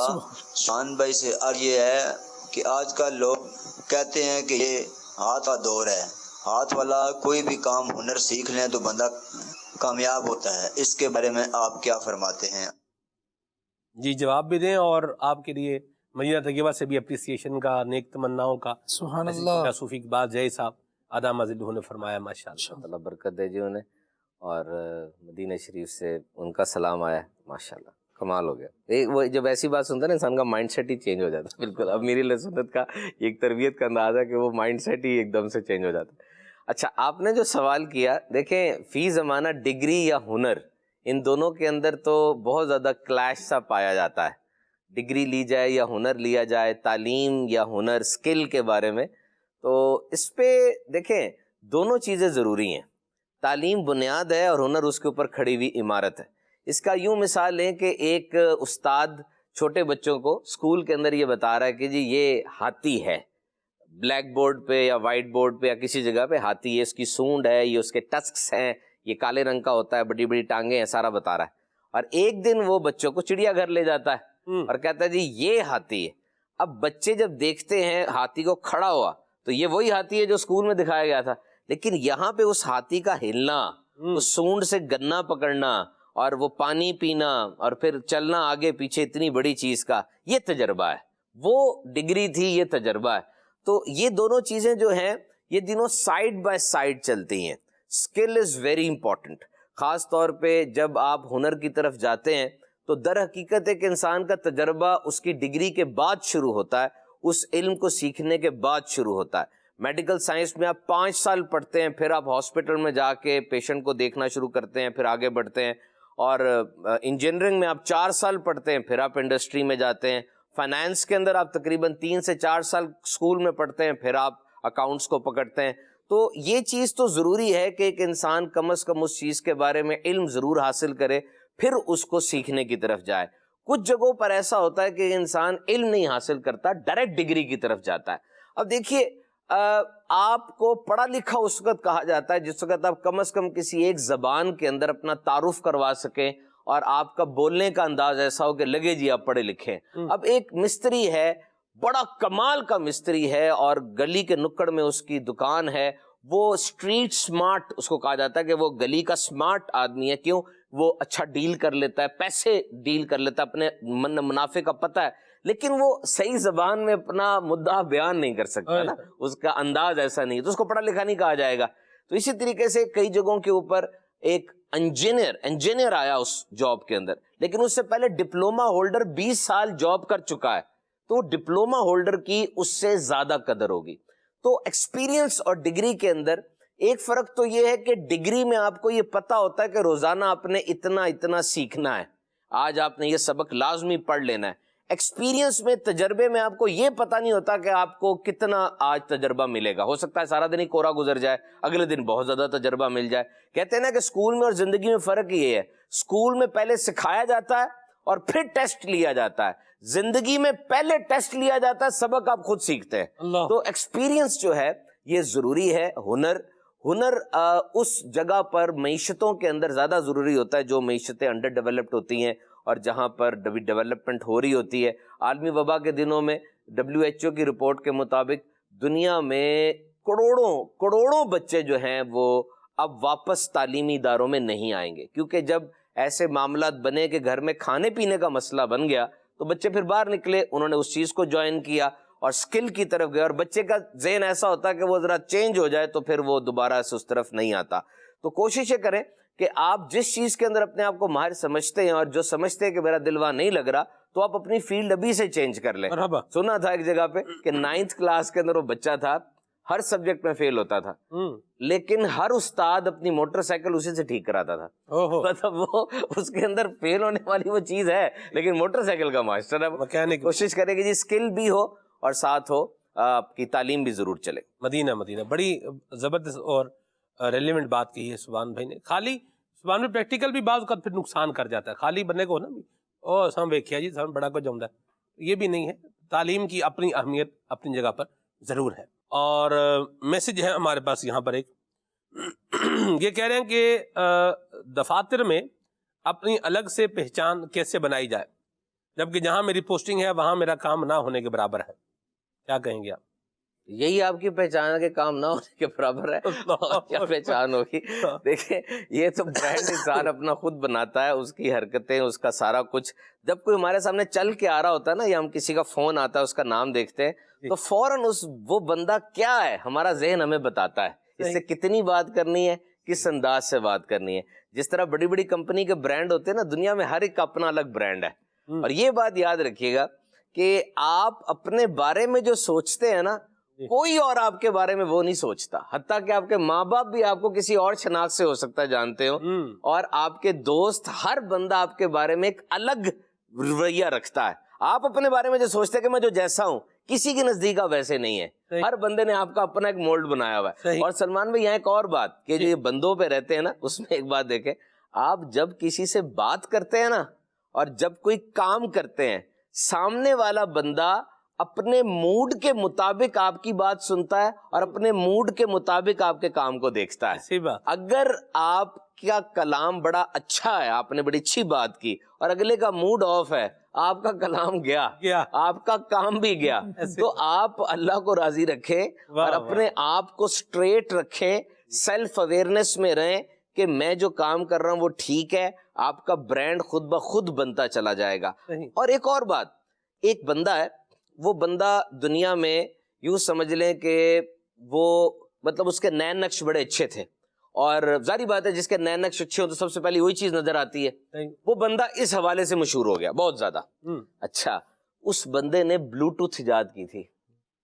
وائی فائی کا بنیاد اس بندے کی ایجاد سے ہوئی. کئی اور موبائل فون کی ٹیکنالوجی میں جو ٹرانسفر چیز ہوتی ہے نا, اس میں اس کا ہاتھ ہے. وہ ساری زندگی یہی کہتا رہا لوگوں کو کہ میں اس چیز میں ماہر ہوں, تاک ہوں, دیکھو, لیکن اس کی وجہ شہرت وہی رہی. یہ بھی ہمارے یہاں پہ ایک سلیکٹیو ڈسٹورشن ہے کہ ایک بندے میں صلاحیتیں بہت سی قسم کی ہوتی ہیں اور ایک کا لگ جاتا ہے, اور یہ مجبوری ہوتی ہے کہ اب اس کی ساری صلاحیتوں کو کس طرح دیکھا جائے. جس طرح میں آپ کو بتاؤں, پچھلے دنوں پاکستان کے ایک نمایاں اخبار میں جس کو پوری دنیا میں پڑھا جاتا ہے, اعلیٰ حضرت کے بارے میں آرٹیکل چھایا ہوا, اور واضح طور پہ اس میں انہوں نے لکھا کہ یہ ایک ایسی ہستی ہے, دنیا کی بڑی بڑی ہستیوں سے کمپیئر کیا اعلیٰ حضرت کو, اور کہا کہ اس ہستی کے کارنامے کہیں کم نہیں ہے. اور یہ ایکسپلور کیا کہ اس ہستی کا نام کیوں نہیں ہے اتنا زیادہ ہر جگہ پر. مطلب ماشاءاللہ دعوت اسلامی نے تو آ کے لوگوں کے دلوں میں اعلیٰ حضرت کا نام پیدا کیا, بتایا, محبت جگائی, ان کا وہ جو ڈیکورم ہے اس کو پورٹرے کرنے کی کوشش کی. لیکن آپ کے سامنے درسی کتب میں دیگر جگہوں پہ اس طریقے سے تو نہیں ہے نا جس طرح اور لوگوں کے نام آتے ہیں. تو اس نے اس کا کمپیریزن کیا, مجھے کسی نے بھیجا آرٹیکل, کہا سبحان بھی پڑھیں اور اس پہ کوئی ایکشن لیں, دیکھیں کس طریقے سے کیا جا سکتا ہے. تو عام طور پہ کسی جس طرح اعلیٰ حضرت کے بارے میں ہو سکتا ہے ایک طبقے کی یہ رائے ہو کہ یہ شاعر بہت اچھے تھے, بہت بڑا وصف ہے ان کے اندر یہ, لیکن آپ کے سامنے یہ وصف ان کی ذات کا 2 یا 3% ہوگا صرف, اور باقی کیا ہے. پھر میں نے دیکھا اعلیٰ حضرت نے کتنے سائنٹیفک رولز کو پروو کیا ہے. آرکیمیڈیز کا جو پرنسپل تھا جس میں اس نے ایٹم کے بارے میں بات کی, اعلیٰ حضرت نے اس کو ڈھر کیا, سپورٹ کیا. اسی طرح جے ٹامس کا ایک پرنسپل ہے جس میں الیکٹران کی بات کی, اعلیٰ حضرت نے اس کو بھی اڈھیر کیا ہے, ٹھیک کیا. اچھا, اعلیٰ حضرت نے اس کو سپورٹ کیا ہے. اب میرے سننے والوں میں آرکیمیڈیز پرنسپل تو ہر ایک نے پڑھا میٹرک کے اندر. اب دیکھیں اعلیٰ حضرت جو بات کریں گے نا, سب سے پہلے قرآن کی آیت لے کر آئیں گے. یعنی اعلیٰ حضرت کا مقام یہ ہے کہ ہر چیز ایٹم سے بنی ہے, یہ انہوں نے قرآن پاک میں دیکھ لیا. مجھے اب یہ بتائیں، الیکٹران ایٹم کا بھی سب پارٹیکل ہے، جے ٹامس نے یہ بتایا، اور اعلیٰ حضرت نے اس چیز کو بھی قرآن سے ایک لائن سے ثابت کیا ہے. یعنی ایک ہستی کا اتنا علم ہے کہ وہ قرآن پاک سے یہ علوم کو بھی اخذ کر رہا ہے. آج ہے کوئی فزکس کا ایسا بندہ، فزکس کا ٹاپک ہے نا یہ، 10 PhDs کی ہیں اس نے فزکس کے اندر، وہ قرآن مجید سے وہی چیز نکال کے دے جو اس کے فزکس کو اڈہر کرے. اور اسی طرح اعلیٰ حضرت نے بہت سی سائنٹیفک تھیریز کا رد بھی کیا ہے قرآن پاک کی روشنی میں. تو یہ ہے کہ اگر آپ چاہتے ہیں پہچان بنائیں تو دیکھیں پہچان تو لوگوں کی ہے. یزید بھی بڑا مشہور ہے، اس کی بھی پہچان ہے. تو مشہور ہونا یا دولت مند ہونا یہ کوئی ضروری نہیں ہے، اچھے نام سے بندہ پہچانا ہے. اب تو ایسی چیزیں آ گئی ہوئی ہیں سوشل میڈیا کے اوپر کہ بندہ کوئی بھی مطلب گندی ترین حرکت کر رہا ہوتا ہے اور خطرناک ترین حرکت کر رہا ہوتا ہے صرف مشہور ہونے کے لیے. خالد بھائی پہلے یہ ہوتا تھا کہ میرے سامنے آپ بیٹھے ہیں، آپ مجھے لائک کریں، اور اب ہے کہ لاکھ بندہ مجھے لائک کرے فیس بک کے اوپر. تو یہ جو برانڈ ہے، اپنا برانڈ خود بخود بن جاتا ہے. انسان جس طریقے سے زندگی بسر کر رہا ہوتا ہے، گھر والوں کے نزدیک بھی برانڈ ہوتا ہے بندے کا. مفتی فاروق صاحب رحمۃ اللہ تعالی کے بارے میں سنا کہ ان کے چھوڑے ہوئے جھوٹے برتن سے وہ پانی پیا کرتے تھے. گھر والوں کے نزدیک بھی برانڈ ہے نا اس بندے کا کہ یار یہ کیا ہے.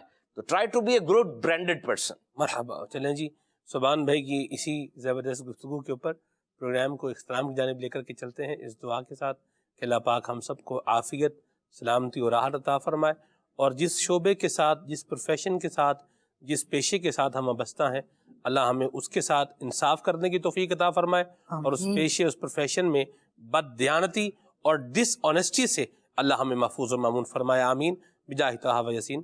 آئیے ساتھ اسلام پڑھتے ہیں. صلو علی الحبیب صلی اللہ تعالی علی محمد. اے دین حق کے رہبر تم پر سلام ہر دم دم. اے دین حق کے رہبر تم پر سلام ہر دم دم. میرے شفیع محشر تم پر سلام ہر دم دم. تم پر سلام ہر دم دم. تم پر سلام ہر دم دم. اس بے بسو خزی پر جو کچھ گزر رہی ہے، اس بے بسو خزی پر